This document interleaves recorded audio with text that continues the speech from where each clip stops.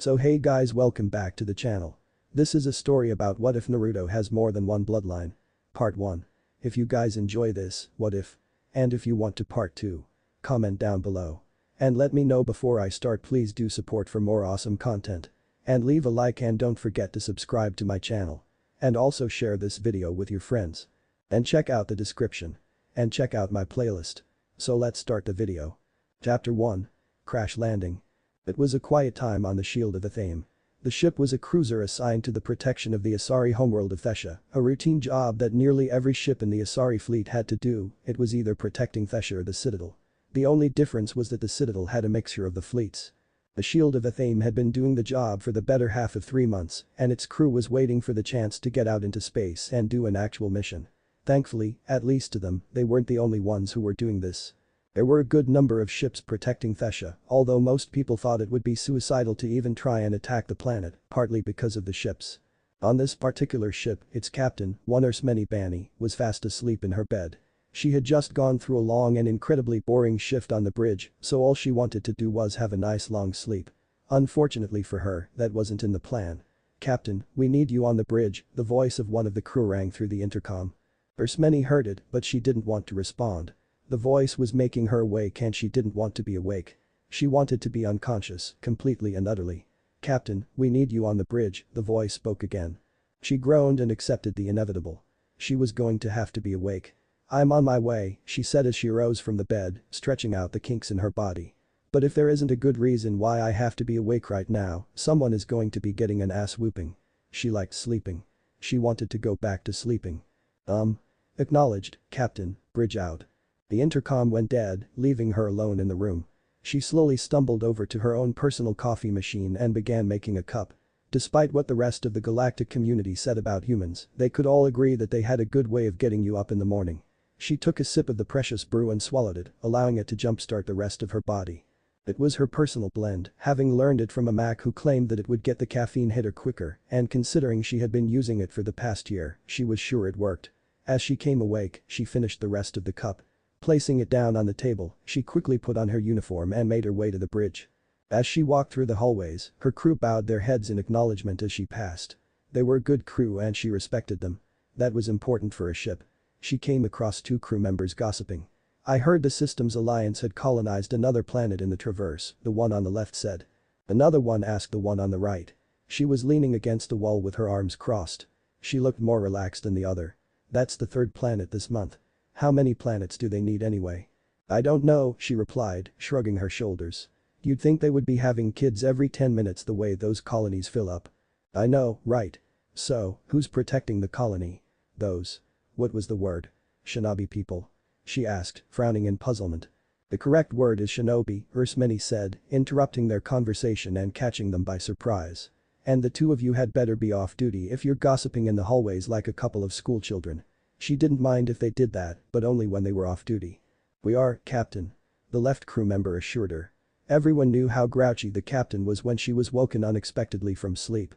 If someone pissed her off when she was like that, she was more than likely to take it out on her. "Good, carry on then." She walked away, leaving the 2 alone to go back to their gossip. As she walked, she reflected on what they were gossiping about. Ever since they had come onto the galactic stage, the humans had been colonizing planets like they were about to go extinct. That policy kept annoying the hell out of the other races who wanted to colonize a planet, only to find that the humans had already gotten there. Personally, she didn't think the humans were that bad. She had met a few, even spent one hell of a night with an Einerjar. They just seemed to be in a big hurry all the time.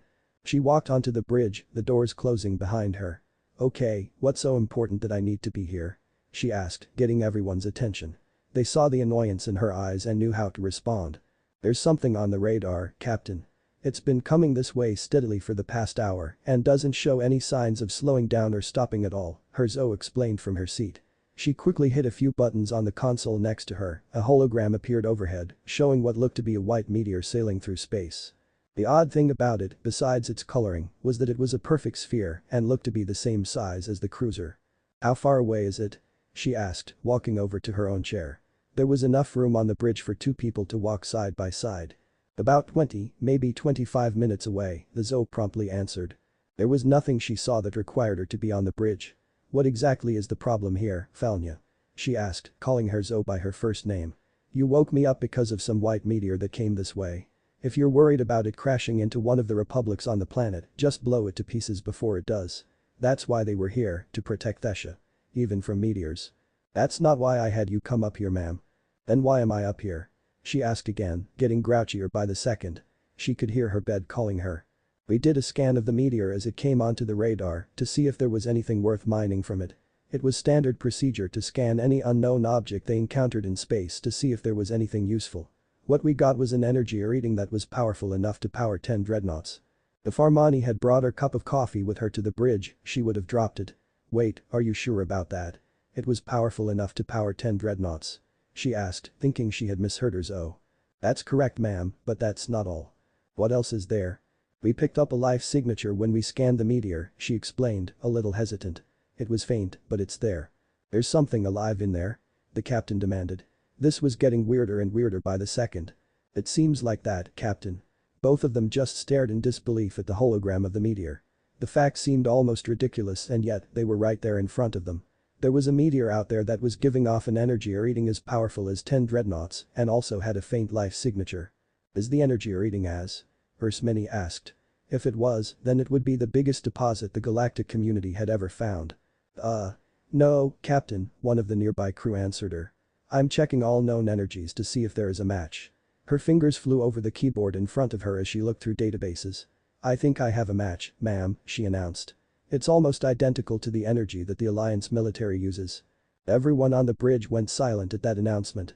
Are you telling me that a meteor is giving off a chakra reading? She knew the bare amount about chakra. It was an energy that could only be used by humans.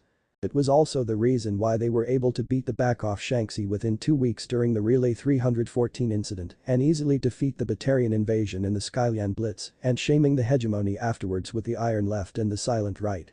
Yes, ma'am, there are a few differences, but as far as I can tell, they are enough to not make it completely identical. Her grouchiness turned onto something else. Oh great, you know what happens next, she muttered to her Zoe. Ma'am? Asked Falnya, unsure of what she meant. We're going to have to contact the Alliance and inform them of our discovery. Then they'll come out here, take the damn thing back to their planet and take it apart bit by bit until they find what's causing that reading, she grumbled. With all due respect, ma'am, isn't that what we were planning to do? She threw a mock glare at her Zoe, but it soon turned into a smile. You know me too well, Falnya. That's my job, Captain, she replied with a straight face. She could understand where arsenic was coming through. When it came to the study of chakra, there was none. The Alliance kept the secrets of the energy close to the chest and refused to let anyone who wasn't a human study it. If the Asari republics could get their hands on the meteor and somehow figure out how it was giving off the reading, they could be the ones to discover how chakra worked. That would, in turn, make the captain and crew of the Shield of Athame either famous or rich. Perhaps even both. All of a sudden, a warning klaxon began going off. What's going on? Ursmeni demanded as the bridge had red lights flashing all around them. It's the meteor, ma'am. It's gaining speed. A nearby crew member shouted. If we stay where we are it'll hit us in 7 minutes. Lila, engage thrusters and get this ship ready to move. She barked out an order. Her Zoe leapt out of her chair and ran over to a nearby console, checking the readings over the crew member's shoulder. Yes ma'am. Her pilot replied, hitting a rapid sequence of buttons around the helm. The ship hummed to her response. Is there any way we can damage that thing? She asked the crew member monitoring the weapons. Unknown, ma'am, the crew member replied. We don't have any idea of how thick the rock is. We also don't know if the chakra will react if we do fire. Incoming in 4 minutes. Shouted Falnya from where she stood, reading the screen. Lila, will we be able to move away from its path? Ursmeni asked the pilot. Yes, Captain, she answered. But she also looked worried. But if we do that, the trajectory shows that it will crash in the middle of the Cerise Republic. Would we survive the crash with the meteor if we stayed put? Maybe if they could deflect it with the ship. She shook her head. No ma'am. In fact, I don't think that will even slow it down. Incoming in 2 minutes. Shouted Falnya. Ursmeni looked around the bridge and saw that everyone there was watching her. She was the captain. It was her decision to make. She could keep the ship where it was and hope that would be enough to stop the meteor or order the ship to move and allow the meteor to pass by and sail into the atmosphere, crashing into the Republic below. Oh damn it all to Athame. I just hope the blasted thing crashes in a park. If not, I'll apologize later. The safety of my crew comes first. She silently swore. Get us out of the way of that meteor, Lila, now. She ordered. Yes ma'am. Lila began to steer the ship out of the meteor's path. They all watched the screen as the meteor flew closer and closer towards them. It was almost too close for comfort, and for a moment it looked like they would be hit by the meteor. But the ship was able to get out of the way just as the thing passed. "We're clear, Captain," she announced. Good. Now all they could do was watch as the meteor went into the atmosphere. "Captain, the meteor's trajectory has changed," Falnya stated. Her eyes were still on the screen in front of her. She whipped her head over to look at her Zoe. "What? Was it something we did?" "Maybe the thrusters," Lila suggested. "That might have been it." "I don't know," Falnya said. "It looks like it just changed trajectory on its own." "The chakra?" Ursmeni wondered. They didn't know what it could do. For all they knew, it could do that. Maybe. That was all she could give her captain. It wasn't important. They needed to focus on what was. Where's it going to land? From what this thing is telling, it's going to crash about 5 miles outside of the Cerise Republic. "Alright, contact the matriarchs of that republic. Tell them what's going and tell the public not to panic," she ordered. While she was relieved that it wouldn't hit the republic, there were still going to be problems. "Understood, Captain," the Zoe acknowledged. She quickly left the bridge in order to reach the comm room. The meteor fell through the sky with nothing trying to stop it. It didn't burn up in the atmosphere, as some on the Shield of Athame had hoped. If a child on the planet's surface had looked up and saw it, they would have initially thought that it was a bright star about to hit the planet. They would have been half right. On and on it sailed, hurling even faster down to the ground now that gravity had control. It smashed into the ground 4 miles outside the Cerise Republic, sounding like thunder crashing, a volcano erupting, an earthquake splitting apart the surface, and a bomb going off all at the same time, deafening the air. It created a shockwave of energy that spread out halfway across the planet. When the shockwave went through the Republic, it crashed everything, causing a blackout. Omni tools went dead, people became stuck in elevators, and accidents were happening in the streets. These were only a few things that happened due to the shockwave. The people did everything they could to help each other out, while the matriarchs assured the population that everything was being done to get the power back on and to treat those who had been injured. It was a shocking event, but not one that would rock the Asari homeworld, as far as they knew. To them, it would be something to talk about later. At that moment, they were more concerned about assessing the damage and helping the injured. Because of that mindset, it took Tasha a week to remember that the cause of the blackout was outside the Cerise Republic, halfway embedded into the ground. When they did, it was all hands on deck. Codex entry, Humanity and the Systems Alliance. Shinobi. The best description that fits the Shinobi would be humanity's answer to the Asari Commando. It is unknown how long the Shinobi have been on Earth. According to sources, Shinobi have been in the elemental countries almost as long as there are elemental countries. While originally warriors who were clannish and fought for whoever paid them, they were eventually organized into what is now known as hidden villages, the first of which became known as Konohagakure, elemental. Village hidden by tree leaves. Other hidden villages follow, the prominent others being Sunagakure, Iwagakure, Kurigakure, and Kumagakure. They then became what could be closely called organized mercenaries by one general, both, and the Systems Alliance took great offense at being called that, so the phrase was quickly forgotten. The team of shinobi, the standard number of people on a team is 4, but it can be bigger or smaller, would accept a mission from clients who would pay them in accordance with the difficulty of the mission, see shinobi ranking, in order to complete the mission. The clear point of a shinobi is their ability to use chakra. Use of chakra allows them to perform extraordinary feats, such as running the side of a tree or building without fear of falling off, or walking across water without falling in. Shinobi also use chakra to perform attacks known as jutsu, which can range from creating a fireball from the mouth to casting an illusion so horrible that the person caught in it would kill themselves. According to stories and reports, there have been ones that were powerful enough to reshape an entire landscape or destroy it if it was mishandled. Many traditions have followed shinobi into the modern day, such as the use of kunai, shuriken, and explosive tags, even though nowadays, a shinobi will more readily use a gun or grenade. A few traditionalists apply the old shinobi military ranks to modern-day military ranks, being called genin means low rank, chiknin means middle rank, and jinin means high rank. The system of the hidden villages continued until the time of the Fourth Shinobi World War, circa c. 159. Afterwards, it disbanded and rival villages began working together under the banner of the Shinobi Alliance, which had been changed to the Human Alliance after the War of Three Flags, and then became the Systems Alliance after they reached their space age. It has been noted that compared to pre-alliance shinobi, especially the founders of the hidden villages, the power a shinobi wields has decreased. The common belief is due to a general usage of what has been called rank and file. Others believe that it's a deception and the shinobi are keeping a few secrets for their own self-interests. Chapter 2. Poking around. Dr. Ariza Lego sat inside a tent typing on an Omni tool watching as the words appeared on the screen in front of her. Dr. Lego's professional journal, C2183, entry number 12. Progress has been slow in studying the crashed meteor, she read aloud as she typed. Despite several different tests, we are still unable to figure out how the meteor is giving off the chakra reading or the life signature. Attempts to drill through have proven futile. Even though we have ascertained that the meteor is just ordinary rock, we cannot get past the first layer. I am currently unaware if the matriarchs or the council has contacted the alliance, but I do know that when they get here, everyone who isn't a human is going to be kicked out of the area. After she finished, she took a sip of her coffee. Goddess knew that she needed it. Dr. Legos. The voice of one of the Solarian scientists, Chirac, called out from outside. They're ready to try again. I'm coming, she told him, turning the screen off. She stood up and walked out of the tent. Chirac was waiting by the tent flap as she came out. Why are we still doing this? The thing is too deeply embedded in the ground to pull up, and no matter what we do we can't break through the surface. Regardless, we must try, he replied as they walked out to the crash site. The area around the meteor had been sealed off by the military, as well as the military and the STG. There was only one way to get into the area, and that was through a checkpoint. Anywhere else and intruders would encounter armed guards blocking your path. Tents were set up everywhere. Some were for the study of the meteor, while others were in the cafeteria or where they slept. So what are they trying this time to get through? Dr. Legos asked him. They're going to have a fire round off at it and see if that can break through. She was able to look at him in surprise as they walked. Are you kidding me? Why not have a charge at the damn thing and see if he can headbutt his way through it?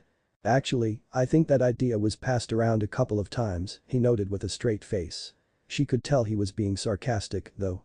She didn't like it. Don't give me that, Chirac. I am not in the mood. She all but shouted at him, getting the attention of a few passers-by. I'm well aware of that fact, Urzia, he spoke calmly. They had worked together on a few projects before so he knew what she was like when she got irritated. Look, I know that this is the one possible chance you have got at studying chakra, but we're running out of time. She looked over at him. What do you mean? I overheard the conversation in the communication tent. The Citadel Council has already notified the Systems Alliance. They'll be soon, so everyone's desperate to get this thing open. That means we're going to have to see if it'll even make a dent. She stifled a growl when she heard Systems Alliance. After the 314 relay incident, she had been on the short list to study the energy called chakra. She had been so excited to study this new energy, practically biting at the chomp for the information to come in so she could start her work. She had been in contact with other people who had been on the short list, sharing theories and methods. They were all so confident they would be able to figure out the energy without breaking a sweat. But their excitement turned into ash when the Alliance refused to let any of the other races study chakra. She knew for a fact that there were howls of outrage and protest when the shortlist got the news. They made protests, tried to convince the Alliance to let them see it. They weren't the only ones. Several military manufacturers and even the council wanted them to give the information. The only thing they did give was a list of and their effects, but that was it. She wasn't the only one who thought the Alliance was being paranoid and selfish. Do we have an exact date on when they'll be here? She asked. From what I could hear, they're beginning the process of picking their scientists and loading the ship. If I had to hazard a guess, I'd say 3 days. That's how long we've been working on it, she noted ironically. The Alliance moves fast. Maybe they had someone in the camp. The buzzer on the side intercom went off. Your attention please, this is ready to fire. Please get out of the way and make sure your ears are protected, the voice of one of the grad students rang through the intercom. Everyone around Marzia and Chirac began to hurry to find cover. There was a very good reason why they did that. It was easily one of the more powerful tank-like vehicles in the known galaxy. There was a well-known story about the Krogan rebellions that accurately described the power of a frigate had cleared the atmosphere on the planet they were fighting. The name of the planet varied, depending on who's telling the story, but had gotten in range of A. They fired off one round and it went right through the frigate.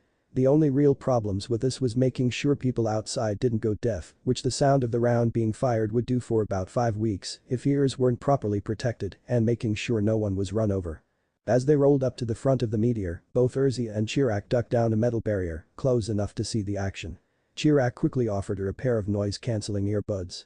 She took them with a nod of thanks and swiftly put them in her ears. They waited for a couple of minutes before feeling the vibrations through the ground given off by firing the round. When the vibrations stopped, they stood up away from the protection of the barrier. Did it work? Urzia asked as she took out the buds. She couldn't see the meteor through all the smoke. I'm not sure. Chirac answered. We'll have to wait until the smoke clears. They walked around the barrier and made their way closer to the meteor. They were joined by the other scientists as well as the security teams and technicians. They were all walking with a sense of hope and eagerness. Maybe this time, the meteor would break and they would be able to retrieve what made the readings. But that feeling was wasted when the smoke cleared and they saw nothing had changed. The meteor looked the same as before. Well, there goes that idea, Urzia muttered to herself as the others around her groaned at the failure. Now that the show was over, people went back to their own business. Honestly, who thought it would be a good idea? Be nice, Dr. Legos, Chirac told her. People were still around, so he had to remain professional. A lot of them thought that it would work. Sometimes brute force works better than calculated methods. She gave him a look. I'd never thought I would hear those words come from a Solarian, much less you. Well, you do learn something every day. Okay, everyone back away. The head of the security detail, shouted over the din. Go about your business while we get out of here. The crowd dispersed a little quicker in that order. He signaled the drivers to slowly turn around and drive out of the area. As they left, the Solarian turned around and walked away. So what do you think they'll try next? Urzia asked her friend. Have a ship in orbit drop a bomb on top of it? That's highly unlikely. I doubt the project leaders would be able to get that permission from the matriarchs, he replied, completely serious. As they kept walking through the area, she gave a depressed sigh. We're not going to get that meteor opened, are we? She asked, pinching the bridge of her nose. That's also highly unlikely. He admitted. He didn't like any more than she did, he was a scientist after all, but they had to accept the inevitability of the situation. The Alliance would come in, somehow pull the meteor out from the ground and take it back to Earth while their scientists looked it over on the way. They would probably have it open before they even reached their solar system. So much for finding out the secret to chakra, she grumbled. There went her hope to study it. Goddess, she was never going to get her hands on it, was she? Cheer up, Urzia. Who knows? We just might get through it before the Alliance arrives, he tried raising her spirits. When she got depressed over something, she would begin to think that it was hopeless and couldn't be done. In his personal experience, a determined and stubborn Urzia Legos was a happy Urzia Legos. She smiled at him. I appreciate what you're trying to do, Chirac, I really do. But I know that this project isn't going to go anywhere anymore. She briefly stretched her back, trying to get rid of the knot there. He made a point not to look at her while she stretched. There were moments in their relationship he was sure she did things like that on purpose. Well, don't show that attitude for a while, he said as he looked towards the checkpoint. A few people might think you were acting weird. He smiled a little bit and promptly stepped to the side. Huh? What are you talking about? She heard what could only be described as a high-pitched squeal and the patter of feet running across Earth. Before she knew it, her left leg was suddenly a lot heavier than her right. Looking down, she saw a small child attached to it. Hi, Auntie Urzia, the child said with a big grin. She was missing a tooth which added to her adorableness. She couldn't help but smile back. Hello to you too, Hanabi, she replied. Do you mind getting off my leg? I kinda need it. No way. I like it here. Hanabi Legos. Her father's voice rang out as he ran up to the three of them. What have I told you about running up people and grabbing their legs? He demanded. He was a human dressed in a simple shirt and jeans. His hair was long and brown, flowing freely down his back. The thing that caught your eye about him was ironically his eyes. They were pure white and looked like they had no pupils. They aim low, run fast, and do my best to bring them down with me. She answered promptly, smiling at her father. You did teach her that, dear, a woman told him with subdued humor as she joined them. Hanabi, please get off your auntie's leg. She can't walk around with you on, she told her daughter. Do I have to? Hanabi asked in a whiny tone. She liked the leg. Yes, you have to. Otherwise, you won't get dessert tonight at dinner. And she knew how much her daughter liked desserts. Alright, I'm getting off. She detached herself from the leg and walked over to her father's side. She reached out and took hold of his hand. Thank you, dear. She turned to face her sister. Hello Urzia. Have you been well? She asked in greeting. Yes, I have, Leisha. Thank you for asking, she replied before smiling. Aren't you going to give your big sister a hug? Leisha quickly engulfed her in a bear hug, which she returned with equal measure. Even though she was 200 years older than her, Urzia loved her little sister all the same. When they broke the hug, she looked over at the human standing in silence, and the smile dimmed a little. Niji, she greeted him a little stiffly. Dr. Urzia, he replied in the same fashion. The two of them had never really seen eye to eye. According to him, he was a shinobi who was on indefinite leave, which made no sense to her. She only knew that he was supposedly from a notable and famous clan from Earth, and that had something to do with his eyes, which she had learned was called a Kekkei Genkai, probably would be the only thing she learned about chakra. But that was the only thing she knew about them. He never told her what that meant. He knew about how she wanted to study chakra and kept it from her. That caused friction between them. Jirak could see that he wasn't needed in the group anymore. "I'll be going now, Erzia," he said, getting her attention. "I'll go see what novel idea they'll come up with next in order to break through the meteor." "It was a pleasure meeting you three," he told Liesia's family before walking away. "So how has the project been?" Liesia asked her sister. The blackout that the meteor had caused was all over the news network. A lot of photos were shown of the chaos and confusion caused by it. They had been on their way to Thesha when it all happened, so they couldn't put off their vacation. "It hasn't been going anyway, if I'm to be truthful," she answered as she led them to a nearby empty table. There were tables set up all around the area so that anyone could either take a quick break or sit down with food and/or their work. Either way, it was a way to relax for a few minutes before going back to work. "We've tried every known method of drilling to get through the meteor, but nothing has worked. If that wasn't enough, we still have no idea how it's giving off the chakra reading." "Wait, are you saying this meteor has chakra?" Niji asked, surprised at what he heard. The astonished look on his face quickly turned into anger. "How long were you planning on withholding this information?" The fact he was angry got her angry too. "There's no need to get riled up, Niji. The Systems Alliance has already been informed," she told him. "But you still kept it hidden. You were trying to find out if you used the meteor to use chakra, weren't you?" he accused her. They both knew they were settling into their old argument and they were fine about that. "Well, maybe if you shared with the rest of the galaxy its secrets, maybe we wouldn't have to resort to this kind of thing," she replied with a biting tone in her voice. "The Systems Alliance has told you all countless times. We are not going to hand over the secrets of chakra." There it was, the party line. She hated hearing it every time she heard it. What could be the harm? Just think of the possibilities that could happen if the other races use chakra too. "So you would let them become more powerful? Or give the Batarians more incentive to raid colonies and take people away in slavery? How many people would be dead because of that? Those things would never happen." She protested, even though each scenario was quite plausible. "There would be precautions against that kind of thing happening. You cannot possibly expect me or any shinobi to believe that your precautions would be enough to stop it from happening. All it would take is one slip-up, one mistake, and it's out there for every single pirate, slave trader, murderer, and who knows what else to use." "Oh, like you don't already have those problems within your own species," she snapped, rising from her seat. "That's enough." Liesia suddenly shouted, stopping the both of them from continuing the fight. Their hands were clenched and it honestly looked like they were about to come to blows. "What is the matter with you two?" she demanded. "We're a family, we don't need to be having the same fight our governments are having with each other. And both of you are scaring Hanabi." They glanced down. Hanabi was frightened. She had never seen her father and her aunt get into an argument. Sure, they had a few words of disagreement once in a while, but now they looked like they were about to fight. Niji and Erzia shared a look. They remembered the agreement they made. They didn't have a fight in front of Hanabi.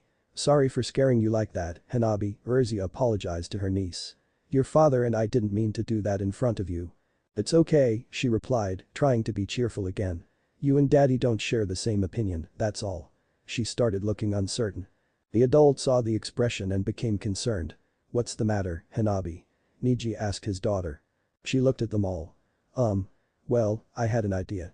If the big rock was giving off chakra, then maybe Daddy could take a look at it." "What good would it do if your father looked at it?"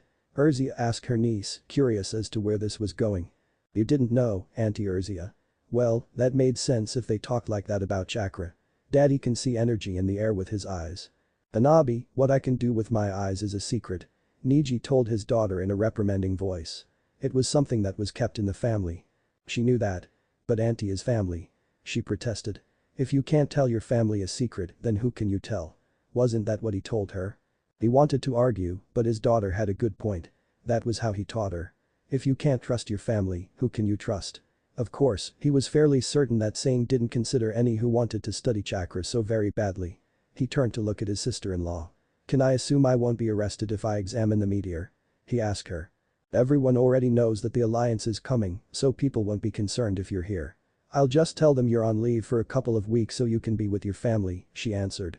"I am on leave for a couple of weeks so I can be with my family."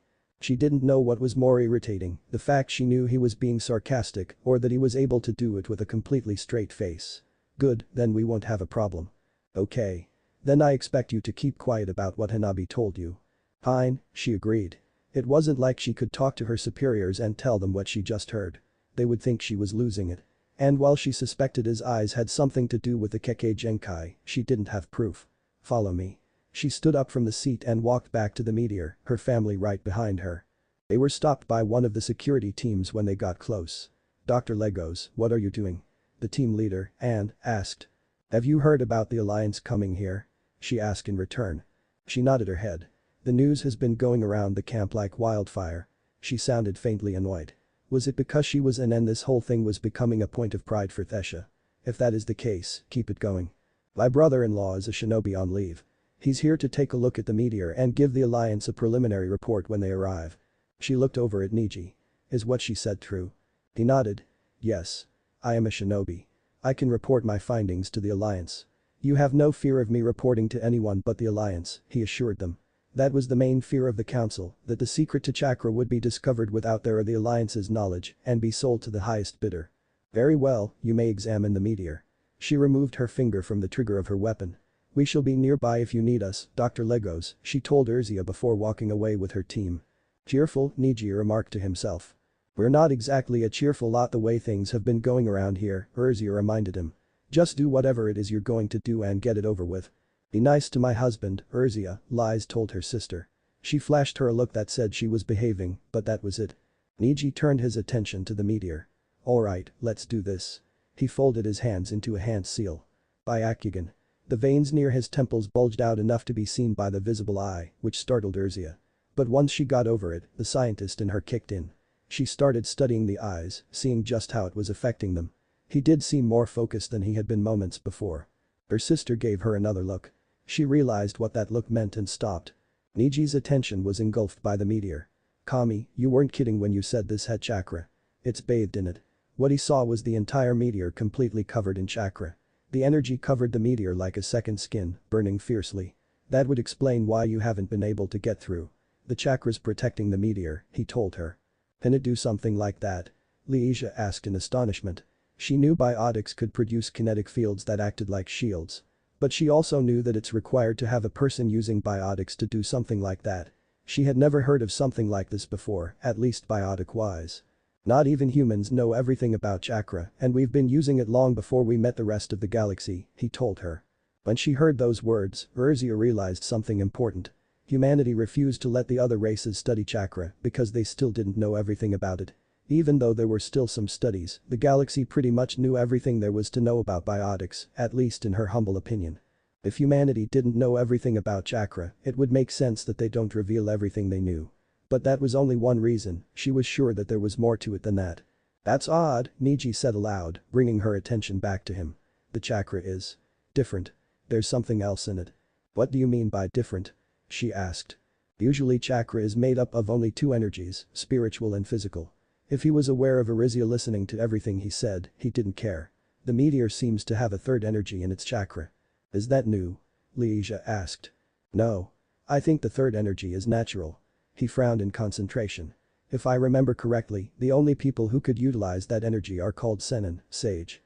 "Oh, that's problematic." "Why, Niji?" "The last known Sennin were the third generation of the Densetsu no Sannin, and they died in the War of Three Flags, almost 2,000 years ago." Even as he said the words, he couldn't help but shudder. The Unraken massacre was a dark day not only for the war but the entire history of humanity. "That's funny," Urzia remarked. "According to the carbon scans we've done, the meteor is just a little over 2,000 years. Maybe it had something to do with the war he mentioned."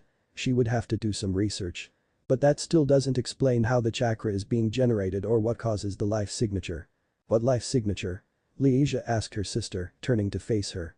"From what we can tell, there is something alive inside the meteor. That's why we've been trying to drill through, so we can find what's in there." Niji narrowed his eyes, trying to look past the barrier of chakra and into the meteor itself. "There is something," he said as he concentrated. "I think I see someone in there. I'm not sure, but it looks human-like." "Hey daddy, look at this." Hanabi called out, breaking his concentration and turning off the Byakugan. While the adults had been looking at the meteor, she got curious about the thing itself. So she decided to look at it better. That meant she had to get closer to it. When the adults looked at her, she was like a speck compared to the meteor.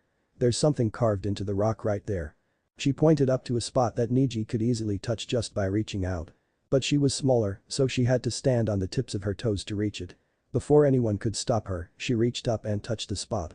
As soon as her fingers grazed the rock, the entire meteor lit up like a blue light, the chakra becoming visible. Everyone in the area fell to their knees as they felt an overwhelming sensation. The entire camp was held in the grip of that sensation. It was nothing they could describe with words even if they tried.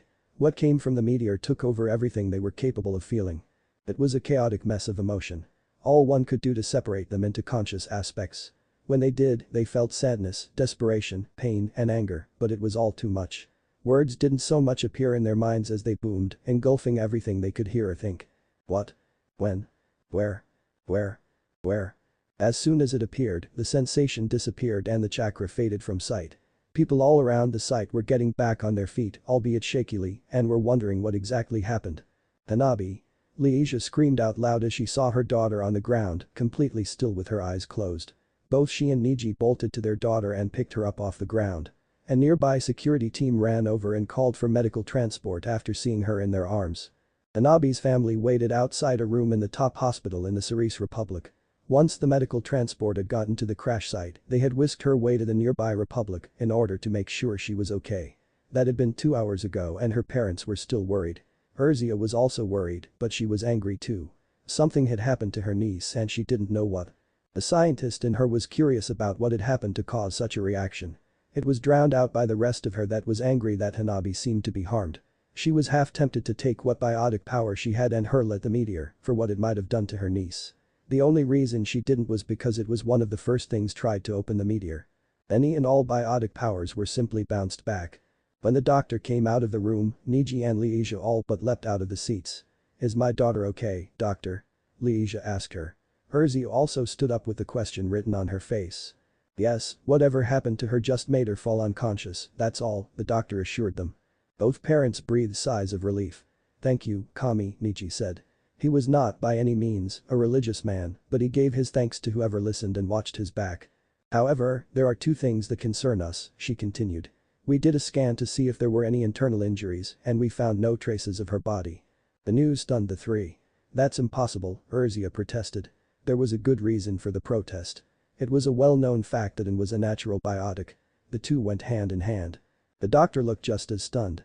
"We did a second scan just to double-check and we got the same results. Somehow, Hanabi has lost the ability to be a biotic." Although he was stunned by those words, Niji didn't dwell on it. If his daughter was okay, then it didn't matter whether she had biotics or not. He chose to focus on what the doctor had said. "You said that there were 2 things that you were concerned about?" he asked her.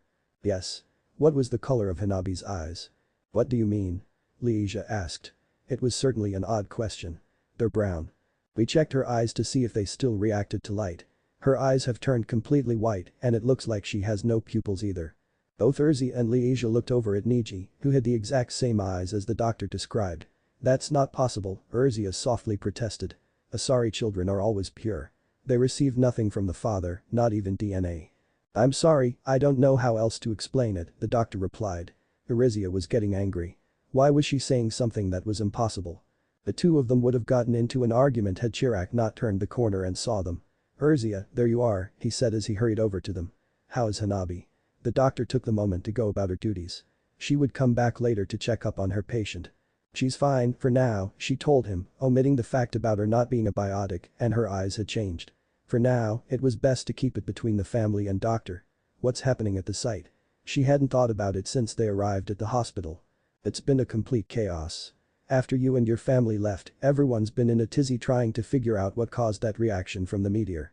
Apparently when we were all brought to our knees from that presence, the chakra readings had spiked to a tremendous level. It seems that the spike in the chakra reading is connected to the sensation we all felt," he explained. That made sense. And it was a little obvious. If she hadn't been focused on her niece, she might have seen that. "What about the spot Hanabi touched?" He nodded. "We've been going over it in full protection gear too. Nobody wants what happened to occur twice in a row. We've managed to get a digital image of the carving, but we can't make any sense of it." He handed her a data pad with the image of the carving on display. She took and looked it over. The image was of 5 symbols encircling what she knew to be a kanji, and there was a phrase inscribed over it all. But she had no idea what the symbols were, and she didn't know how to translate the kanji. She was lost. Niji must have seen how lost she looked because he went to her side. "May I take a look?" he asked. She nodded and wordlessly handed him the pad. As he looked at the screen, his eyebrows furrowed into a concentrated look. Everyone waited to hear what he would say. "What do those symbols mean, Niji?" Leisha finally asked her husband, breaking the silence between the 4 of them. He glanced up at them. These are the symbols of the hidden villages. They belong to the 5 great shinobi countries, he told them, gesturing to all 5. But those symbols haven't been used since the 4th Shinobi World War. What the hell are they doing on a meteor? Puzzling, but so was it all. What does the kanji mean? Urzia asked him. It's the kanji for seal, but I don't understand why. He trailed off as he looked at the phrase. Shinjetsu no Kumusho, he read aloud, his voice turning from puzzled to nervously awed, a strange mix for everyone to hear. He went over the information that he had heard regarding the meteor. Urzia, how old did you say the carbon dating was on the meteor? He asked, his voice still carrying that strange mix. Just a little over 2,000 years old, she promptly answered, wondering why he had asked. She had told him this at the crash site. That was all he needed to hear to connect the dots in his mind. Merciful Kami, he swore, surprised and reverent. Looking around them, he reached out and grabbed a nearby nurse. Does the hospital have a secure communications room? He demanded urgently. The nurse was surprised by the sudden grab and the human looking at her intently. But she did her best to answer. Yes, there is, she answered, hoping that her voice didn't wobble or break. It's on the 2nd floor in the left wing. Thank you. He let go of her and she did her best not to scurry away. She was intimidated, but she tried to be professional and kept walking. Liege looked at her husband. Why was he asking that kind of question? Why do you need a communications room, Niji? I'm sorry, Liege, I really am. But I can't tell you right now. I have to get in contact with my superiors. I'll be back as soon as I can. He took off down the hallway, leaving behind 2 confused and mystified sisters, as well as a Solarian. Codex entry, Humanity and the Systems Alliance. Systems Alliance. The Systems Alliance is the representative body of Earth and all human colonies in Citadel space. Backed by Earth's most powerful nations, the Alliance has become humanity's military, exploratory, and economic spearhead, as well as being responsible for the governance and defense of all extrasolar colonies and stations. The Systems Alliance began at the end of the 4th Shinobi World War in the Reforging. After victory was assured and peace was made, the 5 Kages realized they couldn't go back to the old ways after fighting together for so long. They took their case to the daimyos and asked that the Shinobi Alliance become permanent, with the samurai from the Land of Iron agreeing to join. The daimyos agreed and the Unified Shinobi Act was written up and passed. While the countries kept their nationalities, the shinobi transcended the borders and protected all of the countries. With shinobi from different villages now acting as allies, the elemental countries focused less on protecting their own borders and making alliances against other nations. Instead, they focused more on improving trading and exploration. The exploration done by the elemental countries was so they could find new lands and new products to bring back and trade. Many of these explorations had shinobi and samurai on board as protection detail. Within 5 years of the first exploration mission, the elemental countries had found 2 different continents, each with their own people and nation. The continent known as the Frontier, home to the Empire of Steel, was east of the elemental. The Empire was a nation where people used steam to power machines. While they were aware of chakra, they didn't have the average amount of the elemental countries, nor the proper skills to utilize it. Instead, they chose to follow the way of technology. The continent known as Midgard was to the north of both the elemental countries and the frontier and was home to the Midgardians. While not as technologically advanced as the Empire or the countries, Midgardians warriors, also known as Lif warriors, made up for the supposed shortcomings with their tenacity, keen tactical minds, ability to dominate a fight, and knowing how to conduct raids in enemy lands. Their knowledge of chakra was a little further than the Empire, able to use it to cast runes and enhance their bodily strength. Despite meeting under peaceful ideals, tensions soon began to rise between the 3 countries. Different customs, trading acts, social standing, and poorly chosen words all played a part in the rising of hostilities, but the main reason was simply because each land was dealing with strangers who were incredibly different, making them all suspicious. The tensions and hostilities finally came to a breaking point, c. Market Day Riot, and the end result was a conflict known as the War of 3 Flags, as each continent had their own flag to carry into battle. Despite the initial deadlock, the war eventually ended in victory for the shinobi when they attacked both Midgard and the frontier. But instead of completely annihilating their enemies or subjecting them into slavery, the Shinobi Alliance offered generous terms of peace, of which the Empire and the Midgardians gladly accepted. They joined the alliance, which prompted the change of name to the Human Alliance. Both the frontier and Midgard were allowed to learn how to properly use and harness chakra. Beliefs and culture, which had been jealously guarded before the war, were now shared freely. Frontiersmen and Midgardians could become shinobi or samurai if they so wished. Their exploration missions continued periodically over the years.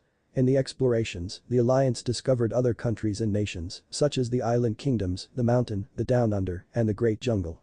With each new country discovered, the offer to join the alliance was made within years of discovery. It was during the late 1800s the human alliance had completely mapped out the Earth. It was only a century later they turned their gaze toward space, due to a challenge from the Iron King John. After several years of careful planning, studying, experimenting, engineering, and building, the Human Alliance launched their first spaceship on October 10, 1981, with a mission to land on the moon and safely come back. The mission was successful and more followed, each time pushing farther out into their solar system. As they pushed further and further into space, past their solar system and discovering the mass relay orbiting Shinigami, they changed their name from the Human Alliance to the Systems Alliance, which meant to serve as a promise that even humans who weren't born on Earth were still under their protection. A promise that was kept at Shanxi, c. First Contact War. In spite of existing since the end of the reforging, the Alliance has not always been stable. In fact, there have been several times in its history when the alliance was only a formality and Earth's nations were more inclined to follow their agendas. It was thanks to this splintering that caused the time between explorations to last up to years, even decades. The record stands at 100 years as the alliance dealt with the Long War and welcomed the Down Under into the alliance, a move that caused political unrest for several years. Yet, the alliance never officially broke apart. In fact, when the nations came together and believed in it, their belief was stronger and firmer than before. Chapter 3. Open Sesame. Neji and Lies waited at the Cerise Republic spaceport, watching the Alliance ship land. It was a frigate brand new, if Neji had to guess, and its name was clear on its side. The Normandy, Liege read aloud. She glanced over at her husband. "You humans sure do love naming your ships after battles," she said. "It's a way of reminding us, I guess," he replied shortly, keeping his eyes on the frigate. The smile fell from her lips. Ever since they learned about Hanabi's new conditions 3 days ago, he had been subdued and quiet. He had spent those days sitting by Hanabi's bed. The only time a smile came across his face was when she was awake. Even though Hanabi had simply been knocked unconscious, she still remained in the bed at the hospital. Though the doctors said it was so she could get some rest, they both knew the real reason why. They weren't going to let her go until they knew just what had happened to her. The ship docked and the hatch opened. The first person to step out was a man with dark skin, showing his ethnicity was partially from the land of lightning. His hair was cut short in military fashion, and he wore his uniform proudly.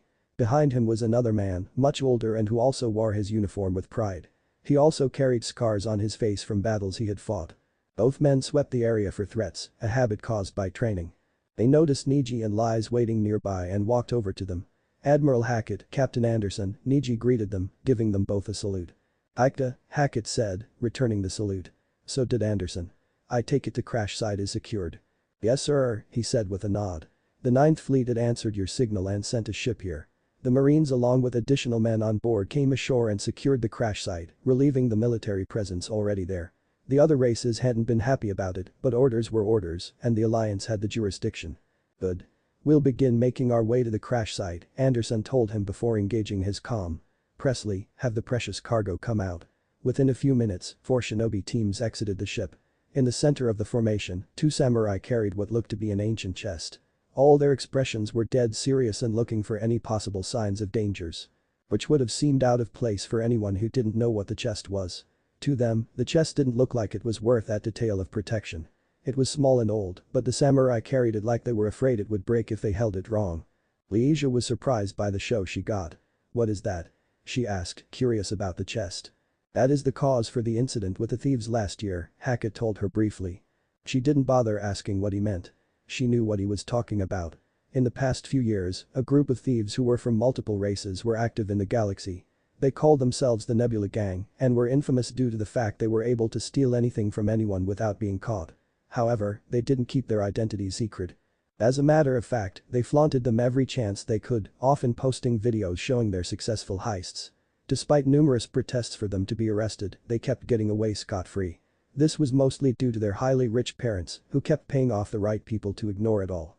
The Nebula Gang eventually decided to break into one of Earth's highly protected vaults in order to steal what was inside.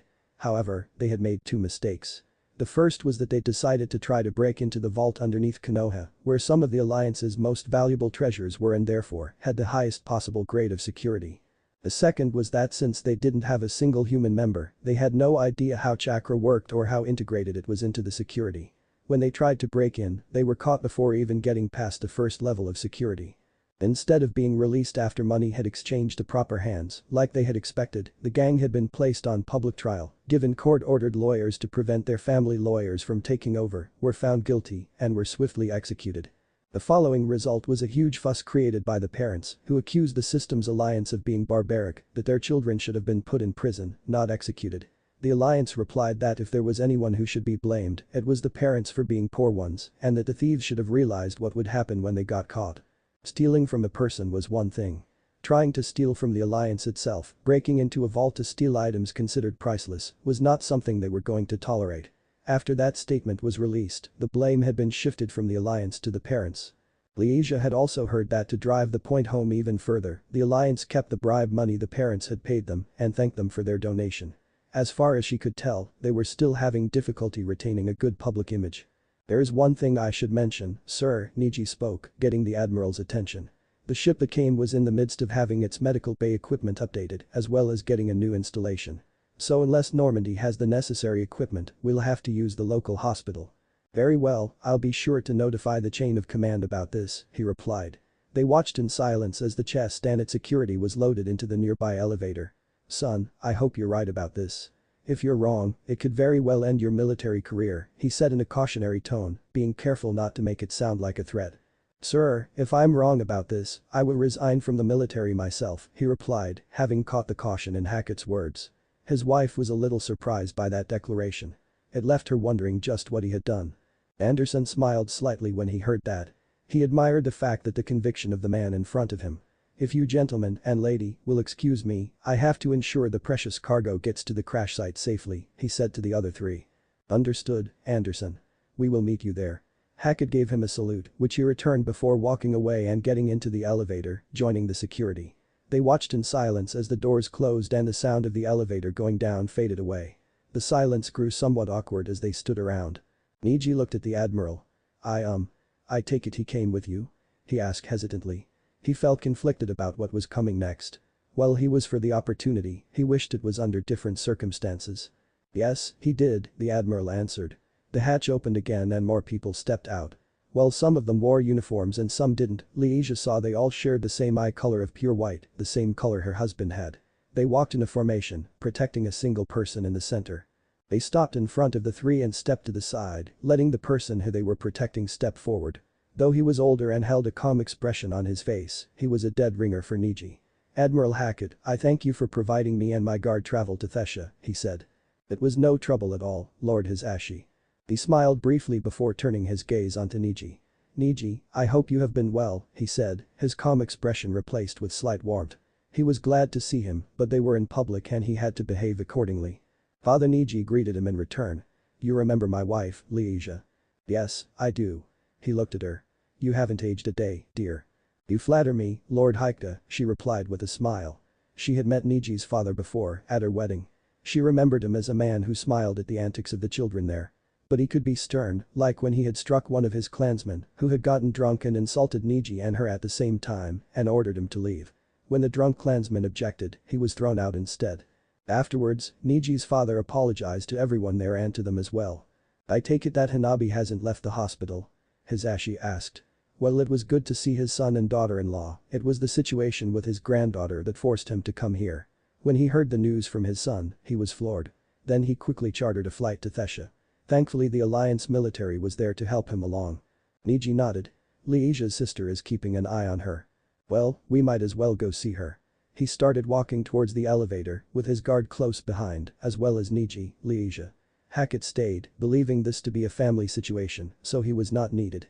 As soon as they left, he went back on board the Normandy to inform the rest of the chain of command about the hospital situation. Urzia sat outside Hanabi's room, waiting for Niji and Leisha to come back or for Hanabi to finish the book she was reading. Hanabi has always enjoyed reading ever since Niji first cracked open a book to read to her. When she started reading, she was engrossed in her own little world and got annoyed when someone brought her back to the real one. But while she read, her aunt was having a mental argument with herself.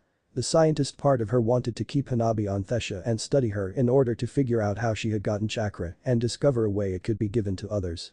The two foremost solutions that came to mind were cloning or when she could breed.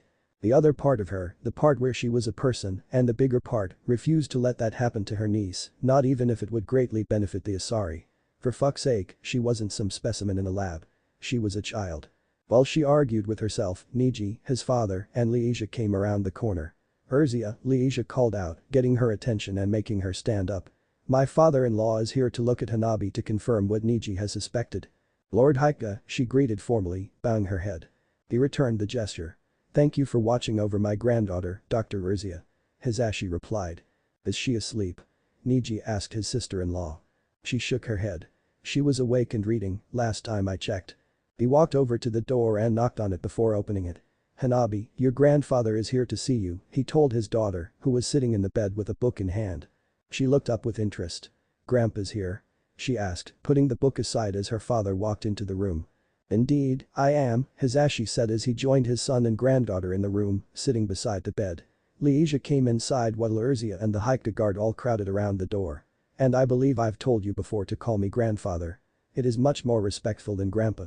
"Oh, not this argument again. How many times were they going to have it?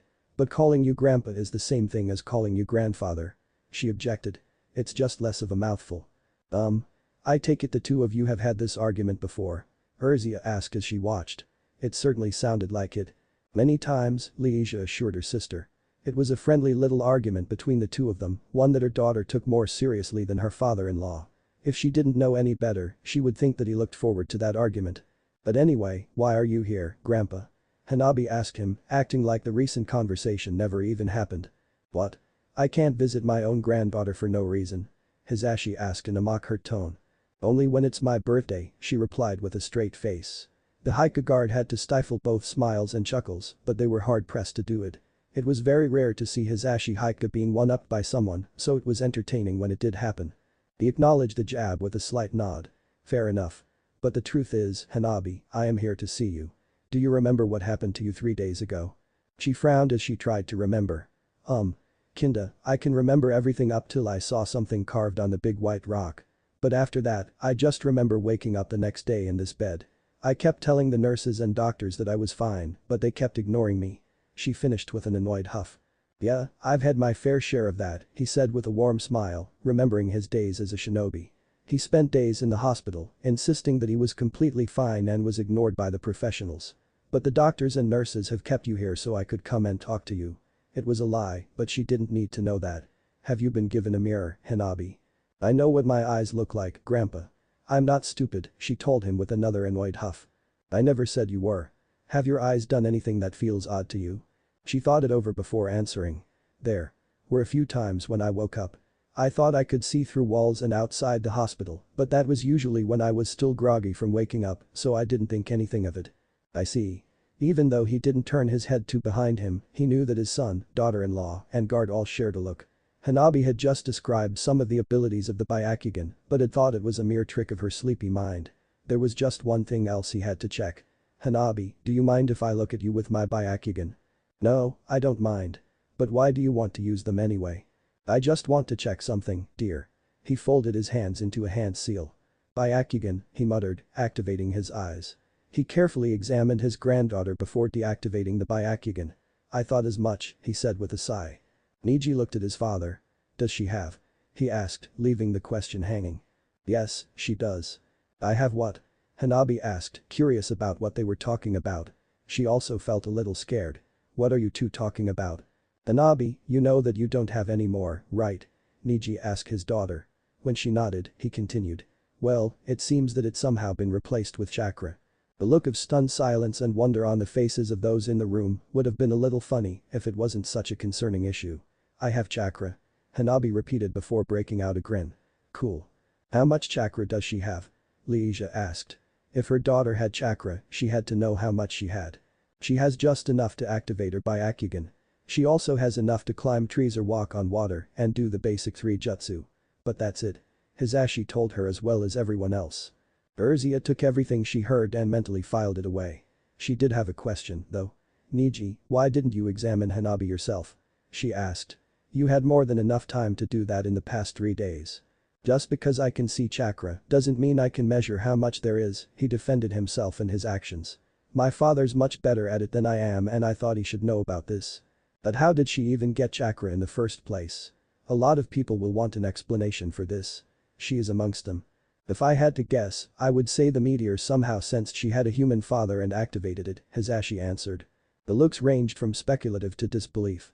Hanabi was the latter. Grandpa, children don't get anything from their father. We're always born as 100%, Hanabi told him, unconsciously lapsing into the same tone of voice her teachers used when they were explaining the concept in school. She hated that tone when they used it. Her grandfather didn't mind the tone. Don't be so sure about that, Hanabi. Just because you are 100% doesn't mean there isn't something of your father in you. He helped sire you, so you are of his blood. Maybe the meteor sensed this and somehow used its own chakra to activate your own. The fact that it had natural energy mixed probably helped. It might have sounded flimsy, but it was what he was thinking. So, what happens now? Asked Leisha, sounding almost sacred. It was like she didn't want to hear the answer. The matriarchs as well as the council will want Hanabi to either stay on Thesha or be moved to a Citadel science station, so her chakra can be studied and possibly be replicated, Urzia told her sister.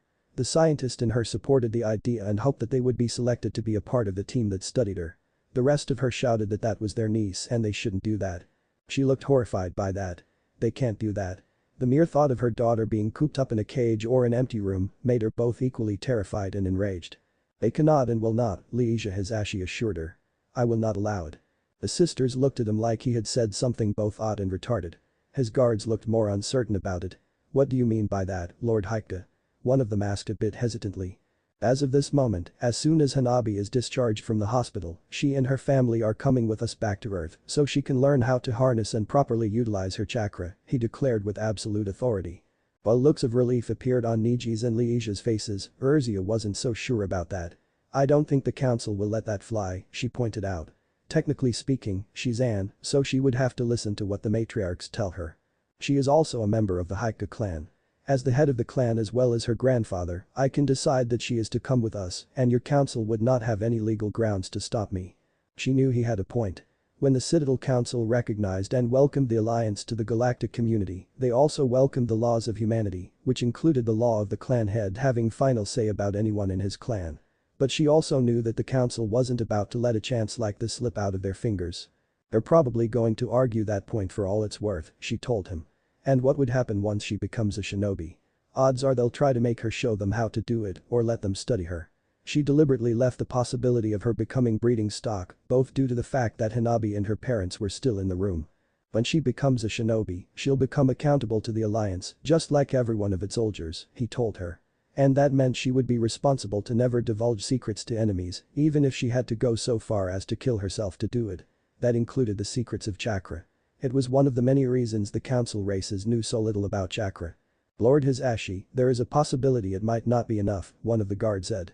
She might accidentally say something about chakra to someone who would then take it to the council. What are you implying, hero? Niji asked the guard suspiciously.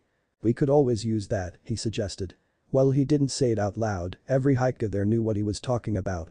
The Haika no Juinjutsu, Haika main family's cursed seal technique.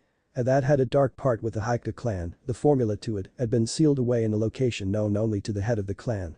Niji instantly glared at him. That is forbidden. You know it and I know it.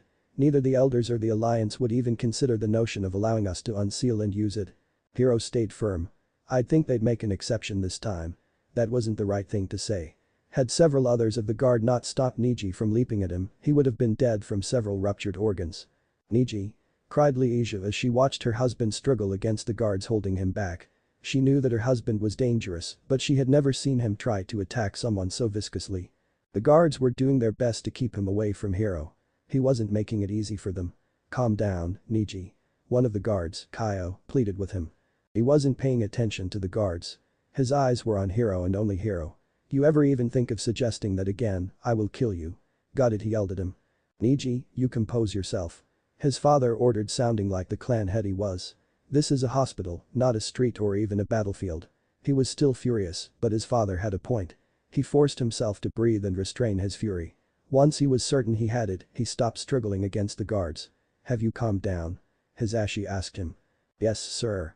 He answered, speaking to the clan head and not his father. Good. He turned to look at Hiro, who was a little shaken at the display of rage Niji had shown. But that was nothing compared to the fury in his lord's eyes.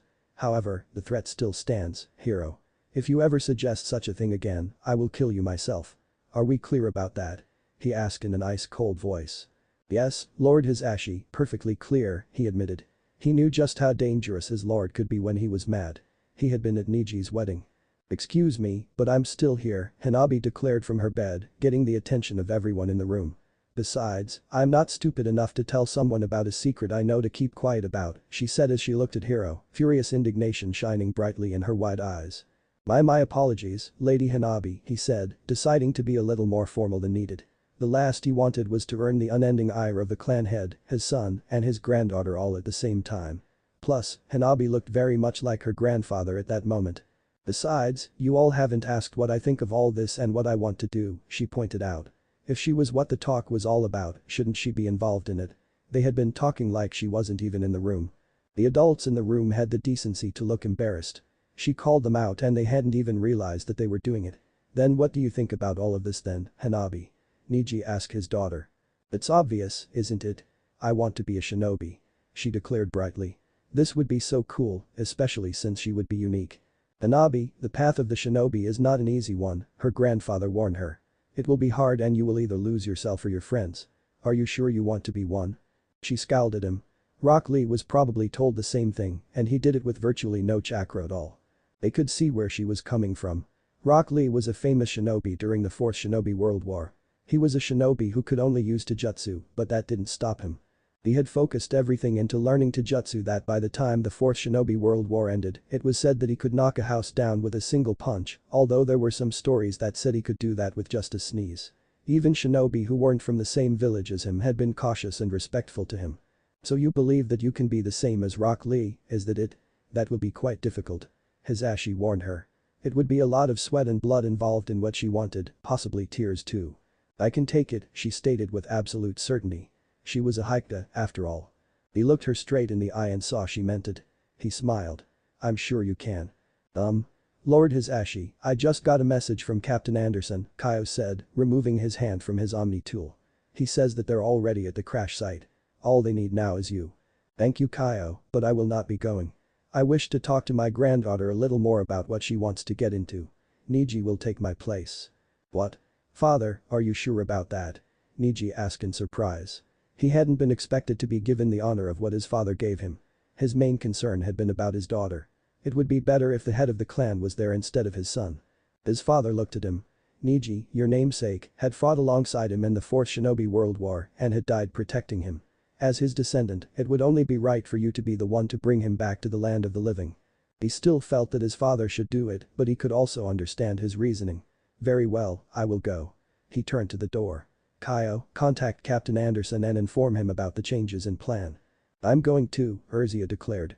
The humans looked ready to protest, but she stayed firm. There is no way I'm not.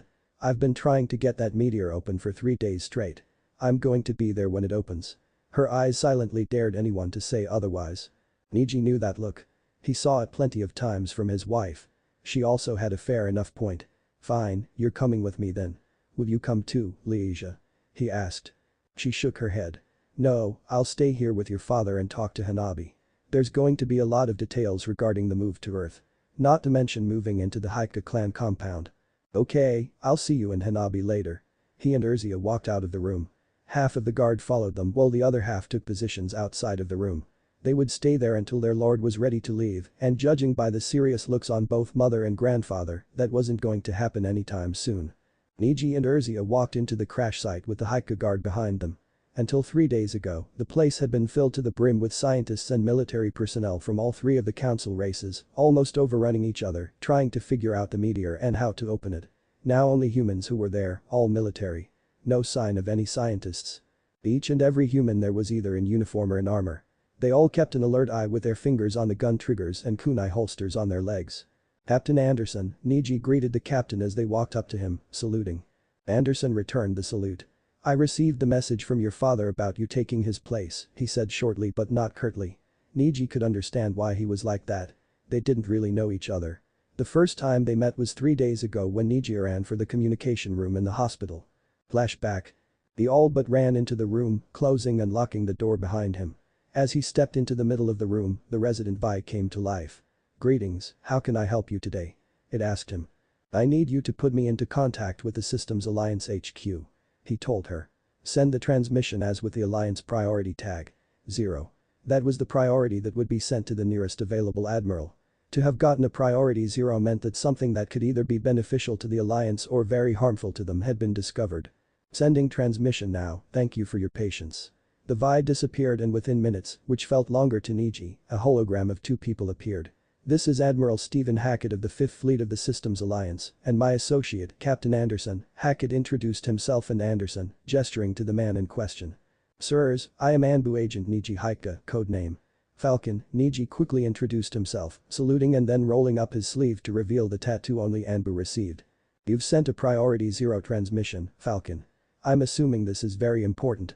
It could be extremely important, sir. Have you heard about the meteor that crashed into Thesha? Yes, we have, Anderson answered him. It was all over the news for a week. I have a very good reason to believe that a meteor holds Naruto Uzumaki inside. There was silence for a good 5 minutes in the room. Are you absolutely sure about that? Hackett asked, completely serious. He had to be. Every shinobi knew how the 4th Shinobi World War had ended, how Naruto sealed himself away and disappeared into space. But they never thought that he would return. That part of the story always felt like a myth. Some shinobi had held hope that he would come back. Now with the news he just heard, that hope might be real. Niji nodded. Yes, Admiral, I am. When my family went to visit my wife's sister, she allowed me to take a look at the meteor so I could prepare a preliminary report for the Alliance when they arrived. I found that the entire meteor was bathed in chakra that had natural energy added to it. There was also a carving on the side that had the kanji for seal, the symbols of the hidden villages that belonged to the 5 great shinobi countries encircling it, and the word Shinjutsu no Kumusho. Hackett and Anderson's eyes went wide. He didn't stop there. According to my sister-in-law, Dr. Razia Legos, the carbon scanning on the meteor put it to be just a little over 2,000 years old. When I learned from Dr. Razia that the meteor was giving off a life signature, I looked closer and could almost make out a human-like figure. Is that all you found out about this meteor? He took a moment to take a deep breath. While he knew had to inform them about this, he still felt he was about to walk a very thin rope. No sir, there is one more thing. It was my daughter who pointed out the carving to me, and before anyone could stop her, she touched it. When she did, the entire meteor lit up and everyone at the site was driven to their knees by a presence that had suddenly appeared. When the presence was gone, my daughter was unconscious. We rushed her to this hospital, and we have just discovered that she no longer has any in her body and that her eye color has turned white, Haika white. I suspect that she now has chakra. The 2 holograms were surprised by that admission. And that all happened to her just by touching the meteor. Anderson asked for clarification. This was something they couldn't ignore, even if what Niji thought about the meteor was wrong. Yes sir. Hackett stood in silence as he thought this over. If what you've said is true, Falcon, then this has become very complicated, he finally said, earning looks of confusion from both Anderson and Niji. What do you mean, Admiral? How is this complicated? Niji asked. If the meteor does hold Naruto Uzumaki, then should we even let him out? That question stunned him. Once that passed, he got angry. With all due respect, Admiral, it was the dying wish of the surviving members of the Konoha 12, as well as the Godin Kazukiage and Hokage, that should Naruto Uzumaki ever be found, he was to be freed immediately. He retorted. Falcon has a point, sir, Anderson agreed. I have lost count of how many kids who wanted to become shinobi so they could be like Naruto Uzumaki. He's the best symbol of humanity we could ever hope to have. I understand that, Anderson, I do. But we have to face the facts. Naruto Uzumaki was sealed away while he was fighting a war. What can we do with a shinobi like that at this time, especially since there is no war we're fighting? They saw his logic and understood it. What could they do with a shinobi who had been in the midst of a war when they were in the middle of peacetime? That was when Anderson thought of something that would have made any sane man look at him like he had completely lost it. I have an idea, he announced. Once he shared his idea to both Hackett and Niji, both were utterly stunned. Anderson, are you insane? Hackett bluntly asked him. Do you have any idea how Ambassador Udina will react if I suggest that idea to him? Probably the same way we have. But if he thinks it over, he'll see the benefits of it. Naruto Uzumaki is the only reason humanity isn't enslaved to Obito Uchiha and the infinite Tsukiyomi, Niji added in, beginning to see the benefits of the idea Anderson proposed. He is one of, if not the greatest hero of humanity. Personally, I can't think of a more suitable candidate, sir. Hackett just stared at the 2 of them before releasing a small sigh. Captain Anderson, I want you to send word to have the key released from Konoha's vault and brought on board the Normandy with a full guard. In the meantime, I'll make the call.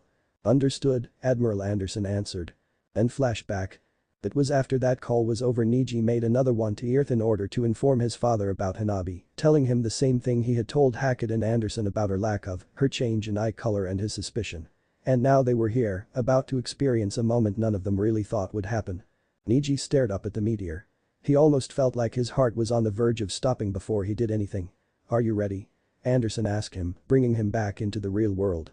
"Yes, I am," he answered. He was nervous, who wouldn't be if they were in this kind of situation? But he was ready. "Where's the key?" "It's over there." He pointed over at the chest brought from Normandy.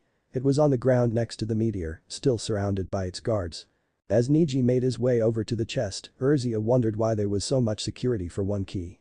She finally saw it when Niji knelt down, placed his hand on the chest and focused his chakra onto it. His hand was wreathed in the blue energy. It flowed down and touched the chest. Then it disappeared and he removed his hand. The sound of locks unlocking filled the area. When the sound died away, he opened the chest and gently pulled out a single piece of paper with the kanjis for freedom on it. He held it like it would break apart at any second. Urzia started the paper in abject disbelief. "That's the key. The thing the human race considers to be its most valuable treasure?" she asked. "That was one of the things the Nebula gang was killed for. It's a piece of paper." That outburst got her several dirty looks from the humans. Niji ignored her. He was too busy walking over to the meteor. "It's more than that," Dr. Urzia Anderson told her quietly. "It's not the thing itself that we consider valuable, but the promise it holds." "And what promise is that?" "It's the promise that if our greatest hero was ever found again, we would be able to free him." That sounded like something out of a story, but the way he said the words, he meant each one of them. So why is Niji holding it? Wouldn't this kind of thing require that a higher ranking officer be the one to do it? She meant no disrespect to Niji, but he had never told her what his rank as a shinobi was. He could have been an enlisted man for all she knew. Because only the descendants of the Konoha 12 are able to use it. And Niji Haika is directly descended from Hinata Haika. With the key in hand, Niji walked over to the spot where the carving was found. He stood there for a minute, just looking at the carving and taking in the moment. He released the breath he had been unconsciously holding and gently placed the paper over the carving. He held his remaining hand in a hand seal. "Kai, release," he whispered. The meteor lit up again as the key stuck to the surface, allowing Niji to remove his hand. As the light died down, the sound of rock splitting apart began to fill the air. Niji could see cracks appearing from around the key.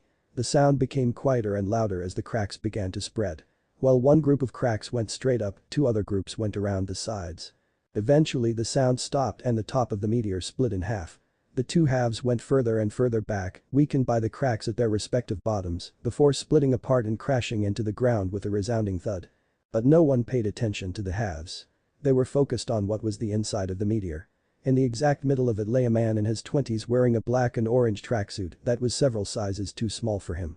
His eyes were closed so they couldn't see the color of them, but his blonde hair and the whisker marks on his cheeks announced his identity to all who saw him. While the others were awestruck at the mere sight of this legendary hero, Niji had to be sure he wasn't dead. The Haika quickly leapt to his side. When he saw that he was breathing, he gave a sigh of relief. "He's alive," he announced to the rest of the people there. "But we still need to get him to the hospital. It looks like his muscles have atrophied. I'll need help picking him up." When they heard that, the humans all sprang into action. Several of them surged forward to help Niji pick him up and hold him. They finally managed to figure it out. 6 people would carry him to the medical vehicle they had on standby, while the other formed a guard behind them. Without wasting any time, the 6 carefully placed him in the medical vehicle. As the other climbed into other vehicles, they all drove out of the area, forming a convoy that protected the medical vehicle as they sped back towards the city and to the hospital. Codex Entry, Technology. Summoning. The summoning jutsu, Elemental. Kuchius no Jutsu, is one of the more unique to be invented. What it does is summon an animal companion to the user's side in exchange for a donation of blood and aid them in a battle.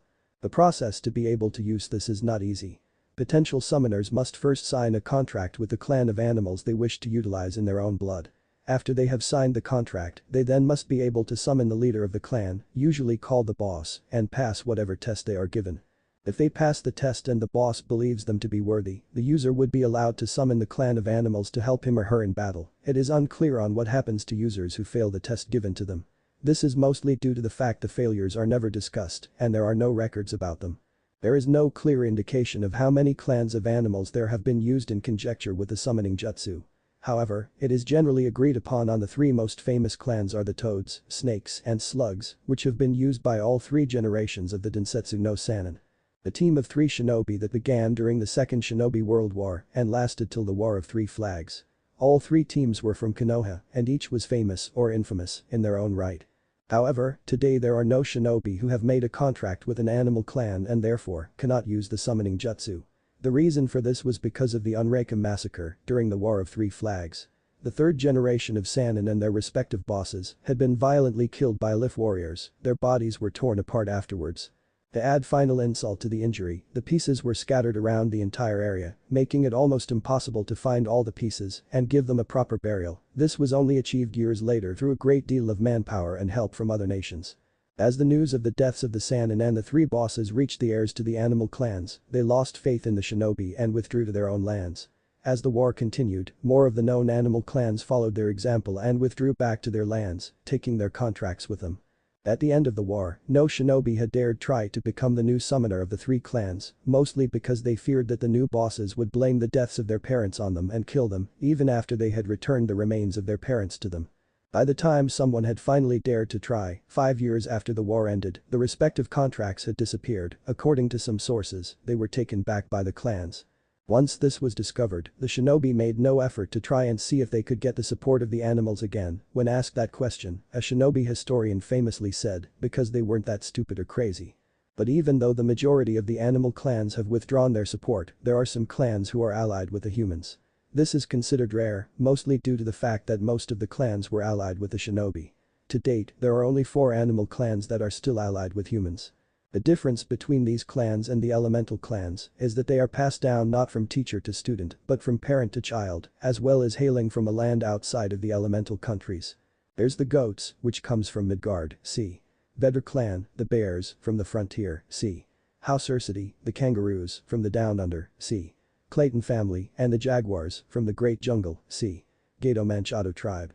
While House Westland from the frontier claims there is a contract for horses, neither the contract nor the horses have been seen in action. And although some might claim that Midgardian berserkers have summoning contracts, those are totems that grant them the animal's strength. Chapter 4.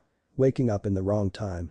Hackett, Anderson, and Niji stood in front of a large window in the hospital. In the other room, lying on a table, was Naruto. He still wore the tracksuit they had found him in, his arms and legs several inches past the ends of the sleeves and pant legs. He wasn't wearing his headband, but they weren't concerned about that. They were more concerned about the man himself. How has he been coming along? Hackett asked a nearby doctor, Iji Kaba. He sat in front of a screen which was monitoring the unconscious blonde's heart rate and brain activity. It was also checking an assortment of things on him, but it was only the heart rate and brain activity showing on the screen. He's improving, sir, Iji replied, quickly checking another window on the computer. His muscles have completely recovered from the atrophy they were suffering from. But he won't be back to the speed he's used to until he gets some training done. Aside from the fact he hasn't had anything to eat or drink in a long time, all of his vitals have mostly recovered. The only thing we can do now is for him to wake up. Hard to believe we only brought him in 2 days ago when he's recovered this much, Anderson remarked. When they brought the unconscious man to the Cerise Republic Hospital, the men had all but kicked the doors down. They were yelling at everyone to get out of the way as they rushed the gurney carrying Naruto towards the elevator. If anyone had gotten in the way, they would have been run over. Thankfully, no one had been. The door behind them opened, making all in the room turn around and see who was coming in. It was Inane. The Asari's skin was a deep blue, and while she walked with grace only and could pull off, she wore a stern look on her face. It was encased in black armor that had red highlights. While his skin was also red, his facial markings were white and covered the majority of his face. "Gentlemen," they greeted them. Her voice was diplomatic, but it was clear on her face that she didn't want them here. Hackett looked at the matriarch Moria. "Thank you for allowing us to use your facilities," he said with a respectful incline of his head. He knew who she was by reputation. Matriarch Moria Ixea was one of the Cerise Republic's matriarchs and the head doctor at the hospital. However, she didn't think very highly of humans, especially when it came to chakra. One of her more famous quotes when it came to them was that they were a bunch of ignorant and idiotic creatures who didn't know when to give something to the professionals so it could be properly studied. The Alliance's reply was simple. They did hand it over to the professionals. It just so happened that none of them were on Thesha. Afterwards, both the Citadel Council and the other matriarchs told Moria, quite sternly, to keep her opinions to herself from that point on. So when she looked at the Admiral with thinly veiled annoyance and disgust, he knew why. "How could I not, when your men threatened both concerned doctors and curious patients with death should they ever come near this part of the hospital?" she replied archly. Both the human officers winced at that. She had a point there. Their men were being very protective of the man in the other room. "I apologize for that, ma'am. The men are a little bit on edge," Anderson explained. "I'd be too, if I was protecting a potential living legend," he remarked as he walked up to the window. He looked at the sleeping man like he was analyzing a potential target. It was a habit that came from training.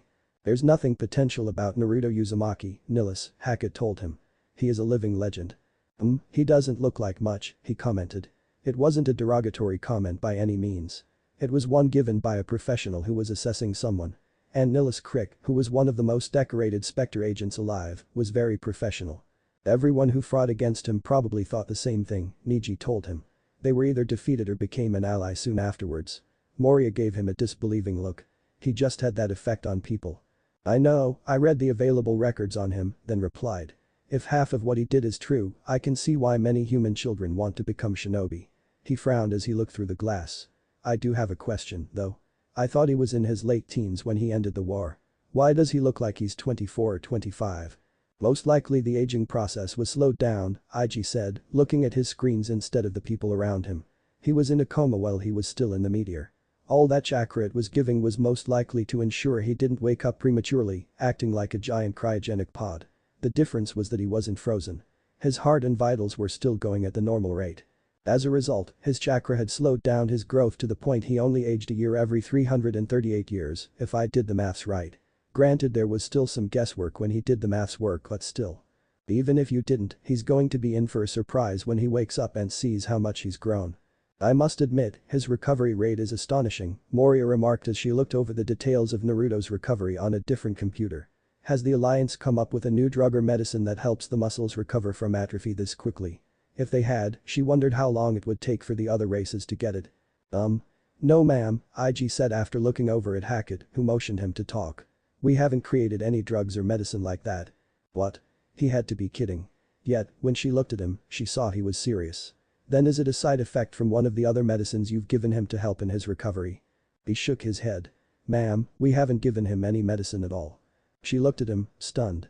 "What? What do you mean you didn't give him any medicine to help his recovery? They couldn't just have left him alone on that slab in the other room. That would have meant he was recovering on his own. Which was impossible. When we got him onto the table and started up the computers to scan him, we saw that his chakra was already healing him. We didn't know how the chakra would react to medicine or treatment he didn't recognize, so we just let it run its course. That had been a long discussion, but all the doctors involved eventually agreed it was the safest course of action. So, he's been healing himself. And has been completely healed within 2 days. She asked like she couldn't believe what she heard. It was because she couldn't. "I guess that part of the history books was true," Nilus commented. "The books always said Naruto could recover from practically any injury. Have you told the rest of humanity about this?" he asked Hackett, turning to face him. He shook his head. "No, we're going to wait until he wakes up and gets all the rust he'll probably have off. The last thing we need is for this to become a media circus." They all wince at the thought. The paparazzi would be hounding them to get answers, not to mention the amount of people who would besiege the hospital just to get a look at him. Not to mention the Niners are going to have a conniption when they hear about him. Anderson muttered, earning looks of disgust and distaste from the other humans in the room. "Anyone else wanna bet they're going to make the crash site into a holy place without giving a damn it's on the Asari homeworld?" Ig asked, raising his hand. The other humans did the same. Nilus knew about the Church of the Nine. Supposedly it was a human religious sect that declared that the Bijj were divine beings and that their Jinchuriki were both their avatars and their messengers. To them, Naruto had been chosen by all of the Bijou to be the avatar of their completed form. He still wasn't sure what that meant, even though the history books had said something about Ijbai and had left the earth so that he could properly learn how to harness the incredible power given to him. When he returned, he was to be the sword and shield of humanity, protecting them from any threats. That was what they preached anyway. In reality, the idea was they would use him as an excuse and figurehead to launch a holy war against the rest of the galaxy. It was well known that several members of the church were also members of the political party Terra Firma. Not a lot of the galaxy thought too highly of the church. Even their nickname was a derogatory slap against them. But they were still around, which meant they had connections. And now that their mythical savior was now real, they would probably do whatever they could to get their hands on him and use him for their own needs. Personally, he hoped that this supposed legend wasn't gullible or stupid enough to believe them. As he mused about that, he noticed something going on with the blonde. "What are his eyelids doing?" he asked, getting everyone's attention. They looked like they were moving, but his eyes were still shut. Ig looked up at the window, starting to worry something had happened. Once he saw the eyelids, he calmed down. "That's REM sleep," he explained. "He's been like that for the past couple of hours. It just means he's dreaming." He lowered his gaze back to the computer screen in front of him. "So he's not unconscious anymore? He's just asleep?" He asked for clarification. "Yeah, that's the gist of." His voice trailed off when the computer in front of him started making a lot of noise. "Whoa, whoa, whoa, what's going on?" he asked himself. "What's wrong, Dr. Kaba?" Hackett asked him. According to the computer, his brain activity is spiking and he's pumping out a lot of adrenaline into his body. "What does that mean, doctor?" Anderson asked. "Is he having some kind of dream?" "I'd say it's more along the lines of a memory." He could feel the power course through his body. And he could feel it trying to tear him apart. He could feel it attacking every single cell in his body, trying to destroy them and take their place. He fought back as best as he could, trying to stay human. But he was running out of time. Unless he was properly dealt with, he would lose control. "Naruto." He heard someone shout his name. The sound of people landing on the ground around him filled his ears. He looked up and saw his friends surrounding him.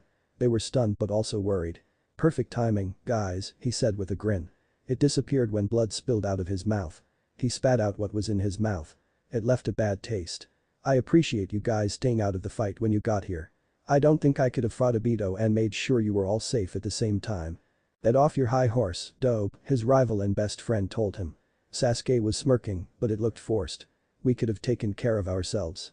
"Perhaps, but that doesn't matter now." He stifled a shout of pain as he felt the pure power he had torn out of Obito piece by piece, trying to engulf him. He had to stay in control. He had to force himself to stay in control of his own body. "Did you guys all find what I had left for you?" "We did," Shino answered. "Good, good." He growled as his arm grew bigger and blocker, turning white. The pain from that alone was enough to make any man lose his mind, and he had to deal with more than that. "Look, you guys know what to do with it, so do it." He forced his will over his body, making his arm turn back to normal. "Naruto, we don't need to do this." Ino protested. "Lady Tsunade is only a few minutes away. If you can hold on, she can help you." Tsunade had come herself. He didn't think that would happen. That was rude. She would have come. "I think we can both agree that I don't have a few minutes, Ino," he said with a small laugh. The laugh turned into a hacking cough, leaving blood on the ground. "I don't think I even have a minute." "Do you have any idea what you're asking us to do, man?" Kiba asked, both anguished and angry. "Course I know what I'm asking of you. I created the damn thing." He forced the pain down so he could focus on his friends standing around him. "Besides, it's not like I'll be gone forever. He would come back." He made sure of it. "But we won't know if you'll come back when we're still alive," Hinata objected. She looked like she was about to cry but was holding it back as best she could. "But you all will still see me every time you look up at the sky." "It's not the same thing, Naruto, and you know it," Shikamaru told him. He looked at Nara. He was still trying to figure out a way to stop this from happening, a plan that would save his friend. "Don't try to think of a different way to fix this, Shikamaru," he replied quietly as he focused on his arm, forcing it back to normal. "There isn't one, this is the only way." "We can't just do that to you, buddy," Chimjai told him, tears flowing freely down his eyes. "We can't imprison you like that. You have to. If you don't, then there's no guarantee I won't hold it back and not lose control." "Of course, you can do it. You're Naruto Uzumaki, you will be able to hold it back alone with your flames of youth alone," Lee told him. He couldn't help but smile slightly at that. "Lee, I don't think my flames of youth won't hold it alone," he said. Even though he was trying to look cheerful, they could tell he was forcing it. He was fighting for all he was worth for control, and he was losing the fight. "Hey, don't give me those looks," he admonished them. "With this, the war will be over." That was what they had all wanted. The end of the war. The war that had continued for 2 long years. The war that continued after Obito had surprisingly quit the field and spent the next 2 years torturing Naruto to show that all he believed in was worthless by either showing signs that he would target a random town and destroy it, often moments before the shinobi got there, or sending those who had flocked to his power to destroy just as they arrived, causing a battle to happen where he would always observe from above, where no one powerful enough could touch him, like a god observing mere mortals. The war where he had so effortlessly destroyed the revived Hokage and Madara Uchiha before stealing half of Kurama from his father before he disintegrated and left, challenging anyone to come after him. The war where Naruto felt responsible for every attack, every village that had been burned to the ground, and poured everything he had into stopping his sensei's former teammate. And now, he has. "Naruto, you have to fight it. You can win, you know you can. You don't need us to do this to you," Tenten told him. She didn't want to lose him, none of them wanted to. They still believed that he could win, that he could beat the thing trying to take control of him. Well, he probably could, there was only one way he could do it safely. I told you guys. This is the only way. He fell to his knees as horns began pushing out of his back, stretching against the fabric of his clothes. His cry of anguish and pain was cut off when he threw up blood. When the blood had finally stopped and he had forced the protrusions back down into his body, he simply sat there on his knees, looking at the earth beneath him. What are you waiting for? He asked in a whisper, before looking up and looking at the one person who hadn't spoken so far. Do it, he told Sakura. She looked at her teammate. Even though he said the words like they were orders, she could tell that they weren't. They all could. He was begging them to do this to him, but he had spoken to her. She was the one to start it. But she just couldn't. Naruto. She began to say. He saw the hesitation in her eyes and grew angry at the sight. He didn't watch people he had thought of as friends and comrades die in front of his eyes, suffer uncountable nightmares in his sleep of those he had failed to save all those people from their ruined homes, or watch them burn, pour every single kami-forsaken thing he had into finding and creating a way to defeat their enemy. Break his contract with the Toads, and turning his back on them to keep them safe, didn't walk away from the village to confront Obito on his own. He didn't throw his life away just so one person could show hesitation when the most important thing needed to be done. His anger fueled him, gave him strength to stand back up and stare straight into Sakura's eyes. Do it. He roared, his voice echoing in the wind. The hesitation vanished as she steeled herself. Flashing through hand seals, ignoring the others who were doing the same thing, the rest of the Konoha 12 slammed their fists into the ground. Kenjutsu. Shinjutsu no Kumusho, Sealing Jutsu. Prison of the New Moon. They cried in unison. Seal marks began to spread from where their fists touched the ground, connecting and intersecting each other. As the ground beneath them began to crack and rumble, he watched his friends run fast to get out of the seal's range. They leapt out of the crater and landed in front of the Shinobi Alliance, with the 5 cage out in front. Before they could say anything, the earth before them tore itself out of the land, changing shape into a ball as it lifted itself up and up into the sky. Naruto sighed with relief as the earth was all around him. He was safe from harming others. Alright then, time to get to work, he thought to himself as he closed his eyes. He let himself turn inward, where that power was waiting with a snarl. It attacked and he met it head on. You wanna fight? Let's go. He opened his eyes and a pool of light tried to stab its way into his skull. With a cry of pain, he lifted his arm to cover his eyes. But his mind didn't know his body was older than it should have been. He accidentally rolled off the table and landed on the ground with a loud thud. He winced at the pain traveling through his body. Ow. That hurt. He mentally yelled. And why is the room too damn bright? Did they forget to lower the setting again? He reached out and felt for the table he had been on moments before. He felt a little better once he felt the cool metal underneath his hand. He heard a door open and someone run in. Lord Naruto. Are you alright? A familiar voice asked him from the other side of the table in flawless elemental. The first person he connected that voice to made him freeze. It couldn't have been him, could it? Neji, is that you? He asked, still covering his eyes. You're supposed to be dead. Did the others somehow find to bring you back to life? A feeling of dread filled him. Or am I dead too? Am I dead, Neji? Are you here to greet me in the afterlife? In spite of the situation, Neji chuckled at those words. There's no need to worry, Lord Naruto. You're not dead. But I am not the Neji Hyuga you knew, he told the hidden figure as gently as he could. Are you sure? You really sound like him. He still wasn't sure he wasn't talking to the Neji he knew. I'm fairly certain I'm not him. Okay then, not Neji, can you do something about the lights? They're too damn bright. It's like someone lit a fire and is holding it right in front of my eyes. The blonde exclaimed. He took a chance and opened his eyes. The lights weren't so bad this time around. He could squint if he was careful. He looked at the table's metal and saw his reflection. He froze at the sight. Neji frowned and looked up at the lights. I'm sorry, but the lights only have one setting. They aren't that bright, though. And I guess it's just my eyes then? He asked, coming out of his freeze. He turned around and pressed his back against the table, closing his eyes. He quickly patted the pockets of the now too small tracksuit. When did that happen? It took him a minute longer than it should have to find what he was looking for. Could you do me a favor and see if you can fix these? He reached up over his head and placed a pair of broken sunglasses on the table. Wouldn't you rather have a new pair of sunglasses, my lord? Neji asked as he looked at the glasses, which were oval in shape and had only the bridge as a frame. These look broken. The shades themselves were cracked and missing small pieces. A silence held the room. They belong to B, Naruto said. He stiffened slightly, recognizing the name. And now, the broken sunglasses were much more recognizable. As you wish, sir. He reached out and took broken glasses. "I'll have them repaired and back to you soon." He turned around and walked out of the room, closing the door behind him. "How is he?" Hackett asked the Haika. The door had closed behind him when he went inside and the room's speakers had been set to mute. They had a feeling if Naruto had started speaking, they wouldn't have understood him. Looked like they were right. "He's just confused and annoyed at the lights," he replied. "He also wants these repaired." He held the sunglasses out for everyone to see. He said they belonged to B. The other humans in the room still went by that name. It left them a little puzzled. "I'm sorry, but who is B?" Nilus asked, curious at the name. It sounded important to them. Ig looked at him like he was an idiot. Then he remembered that he didn't know human history. Lord Killer B was the brother to the Yondaime Reikage and the last Jinchuriki of the Hachibi.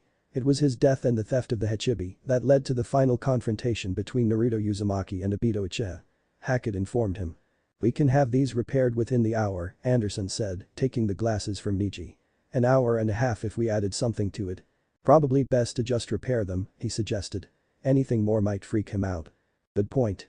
He walked over to the door leading outside the room, opened it and had a brief conversation with one of the guards, handing him the glasses. "What is he doing?" Moria asked as she watched the now conscious blonde stand up on shaky legs. He walked slowly around the room with one hand on the wall. His eyes were still closed and his pace showed how unsteady his legs were, but he kept his hand on the wall and took small deliberate steps. "If I had to guess, I'd say he's measuring out the room," Nilus answered her question.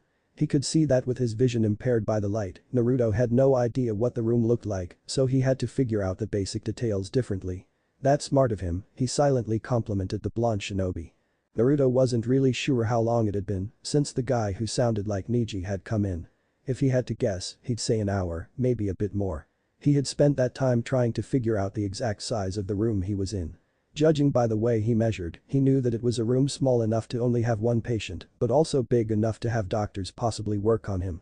He also knew that there was a big window on one side with a door next to it. And since he heard voices on the other side of the window that fell silent when he was right up against it, he could tell that there were people watching him. He didn't know how many, but he knew they were there.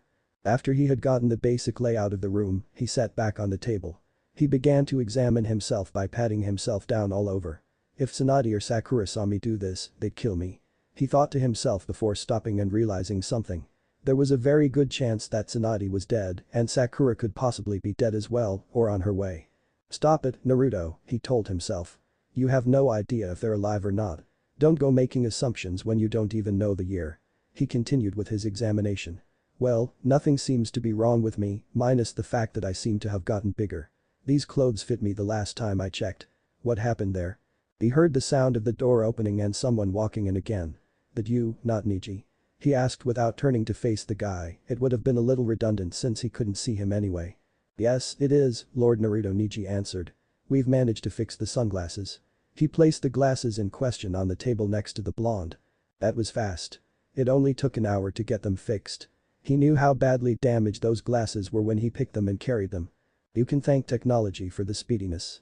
He slowly reached out and took hold of the glasses, placing them over his eyes. This time, he could see the room without his eyes hurting. He turned and quickly looked at the room, filing away the details about the room that he had missed. He then looked over at Niji. "Kami, are you sure you're not the Niji I know? You even look like the guy." It was a spitting image of his friend. Niji could only smile. "I assure you, my lord, I'm not him." "Would you stop it with the my lord already? You're making me feel old." Oh, the irony, the humans listening in on the conversation thought to themselves. Niji felt the same way but asked him something else. "Well, how are you feeling then, Lord Naruto?" He frowned at the title. "Just call me Naruto, would ya?" He wasn't sure if he could do that. But with the way the blonde was staring intently at him, he felt like he didn't have much of a choice. "Alright. Naruto, are you feeling alright?" "I feel a little stiff and sore," he admitted. "I guess I was sealed for a long time then." The other shinobi turned solemn. "Yes, you were." He didn't like that look he was seeing or the neutral tone in his voice. "Don't beat about the bush. How long was I gone?" he asked, nervous to hear the answer. Niji could understand that feeling. He would have felt the same way if he was in the same position. "You've been sealed for 2024 years, he said gently. Naruto was blown back by the number. He knew he would be sealed for a good amount of years. But what he had expected was 50 years, maybe a century, not over 2 millennia. "You mean I've spent just over 2,000 years orbiting the Earth?" he demanded.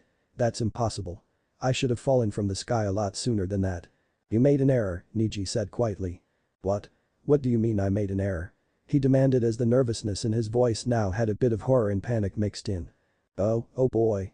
This felt a lot harder now. After they were sealed, the rest of the Konoha 12 had looked over the blueprints of the seal. It turns out that you had made a slight mistake when you drew it. But it was enough of a mistake to send you flying out into space rather than orbiting the Earth. I'm not even on Earth. He asked, sounding like he was a little child who couldn't believe what was being shown to him. He shook his head. No, you're on a planet called Thesha, home of a race called the Asari. In the past 3 decades, the human race has managed to reach up out into space, colonizing other planets. Since 2157C, we have been in contact with aliens and… Hold it. He shouted, waving his hands to stop the Haika. Too much information is being shoved into my brain at this point.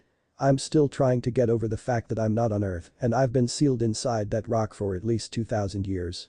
He would have continued if a large growl hadn't emanated from his stomach, cutting off his tirade and making him look embarrassed. Are you hungry? Niji asked him, feeling a little awkward. I guess, he replied, sheepishly scratching the back of his head. It had been over 2,000 years since he had food. Come on, I'll take you to the cafeteria. We can get you some food there. Alright, lead the way. They walked out of the room, the Haika and the Let and the blonde behind him. Everyone at the table could only watch Naruto eat in stunned surprise. If this is his idea of a little hungry, I don't want to see how much would qualify for really hungry, Nilus commented in stunned amazement. I think he just underestimated himself. Being sealed for over 2,000 years could do that, Niji offered. Even so, he's on the verge of putting the Akimichi clan to shame, and that's saying something, Anderson replied. The subject of their discussion sat at the end of a nearby table. Naruto was eating everything and anything that was placed in front of him, thankfully the cooks didn't give him any dextro-based food. The food was disappearing down his throat so fast that they were half afraid that he would eat through the table if something wasn't in front of them. Naruto looked up from what he was eating and said something to Niji, speaking in rapid elemental. Niji looked amused for a quick second and replied back, making the blonde nod in understanding and turning his attention back to his food. What did he say? Hackett asked Niji, their translator couldn't translate the rapid elemental. He wanted to know who Nilus was, so he answered shortly. Was that how he put it? No, he answered after thinking it over. What did he really say? Nilus asked. His translator couldn't translate the elemental either. He said, hey second Niji, who's the bird guy with the face paint? They just stared at him before switching their gaze to the blonde, who was still eating without a care to them. We need to get him a translator, stat, Anderson declared. Who the hell knows what would happen if he accidentally insulted someone? Probably a fight that'll end in a couple of seconds with him winning, Hackett answered with a straight face. What if he insults A? Nilus asked. Truth be told, he was actually interested in seeing that kind of fight. I'd guess it depends on them, Niji commented. Naruto would probably be able to beat a person who had a short temper. But it was up in the air if he went up against a calm one or worse, a warlord. In any event, we need to get him a translator, Anderson repeated his previous statement. I've already told him about it and how it can be applied. When he heard about how it could be applied to jewelry, he gave me this. He pulled out a necklace that had a small green crystal on the end of it. While Nilus had no idea what it was, both Hackett and Anderson did. It was the necklace of the Shodaime Hokage, who gave it to his granddaughter Tsunade, who then gave it to Naruto. According to the history books, Naruto had searched every inch of where he fought pain, looking for every single fragment of the crystal. When he found them all, he went to Mount Mamboku and asked the Toad Smiths to repair it, which they did much to his relief. He told me that we could install a translator in it. But he also warned me that if we break it while trying to install the translator, he will kill us slowly and horribly. That's understandable, Hackett said as he took the necklace from his hands. I'll have a technician install the latest translating software into it and caution them to be very careful with it. He turned around and walked out of the cafeteria, secretly glad he could stop watching Naruto feel a hunger that was over 2,000 years in the making. Well, that takes care of the translation problem, Nilus remarked. That may be, but he also asked for Elemental to English translation book so he could study it, Niji told him. He had told the blonde about the different language he was speaking when he briefly spoke with Hackett and Anderson when they first passed them.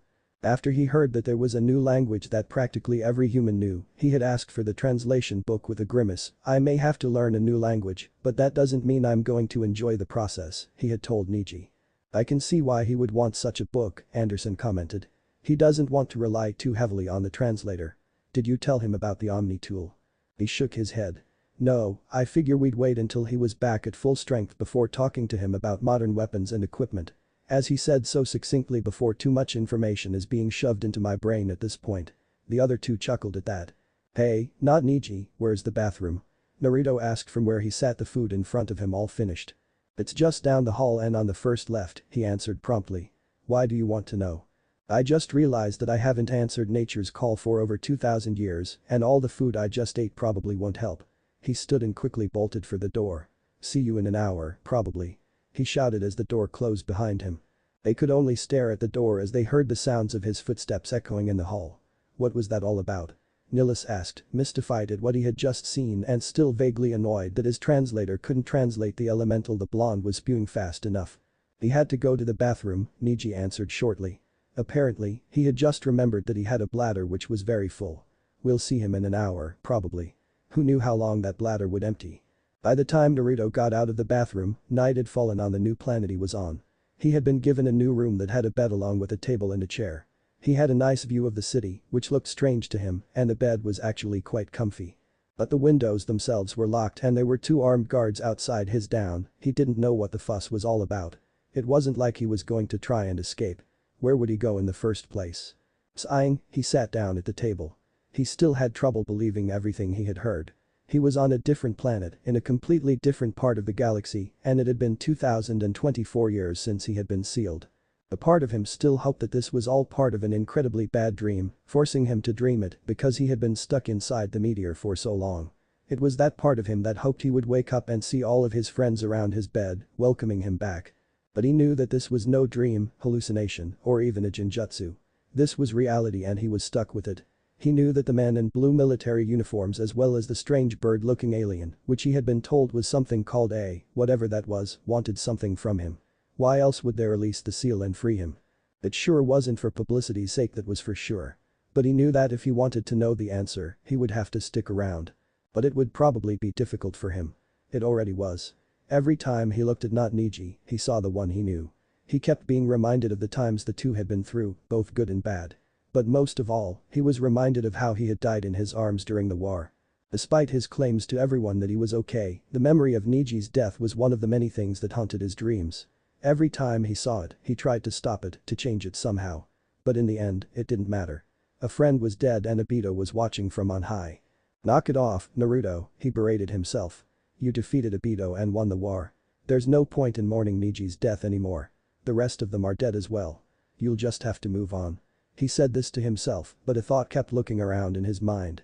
If he had met a person who looked like the Niji he knew, what if there were others just like him? People who had faces so familiar to him but didn't know who he was. It was a frightening thought and a horrible one as well. He shook his head vigorously, shaking himself free of that train of thought. I need something to distract me, he thought to himself. Looking over at the other side of the table, he saw the book that not Niji had given him. It was the translation book that he had asked for. He wouldn't get his necklace back until the next morning. Apparently it takes longer to install a translator in a piece of jewelry than to repair a pair of sunglasses, so it was probably a good idea to make use of the book in front of him. He took it in his hands, placed it in front of him on the table, and opened to the first page. Codex Entry, Humanity and the Systems Alliance. The Frontier. The Frontier is the continent east of the elemental countries and south of Midgard. It is called the Frontier because it was generally believed that if you tried to go any further east, you would reach the edge of the world, which had been proven false once the human race discovered that the earth was round. Another myth said it was called the Frontier because a monk who had walked the earth, preaching an end to the endless conflict the world was engulfed in, had journeyed to the edge of the frontier. When he returned, he had told others who had followed him that was as far as his message could go, that there was nothing beyond the edge of that land. Shinobi historians believed this monk to be the Rikiden Sennin, sage of the Six Paths, and have pointed out similar facts between the monk in the story and the monk of legend. Despite the rather foreboding name, the frontier is actually quite varied in its geography and climate. There were multiple forests up and down the western side of the continent, many of which had been cut down during the Empire of Steel's beginning. The further east, the more grassland instead of forest. The grassland will eventually become more and more arid before eventually becoming desert, which is known as the Damned Land.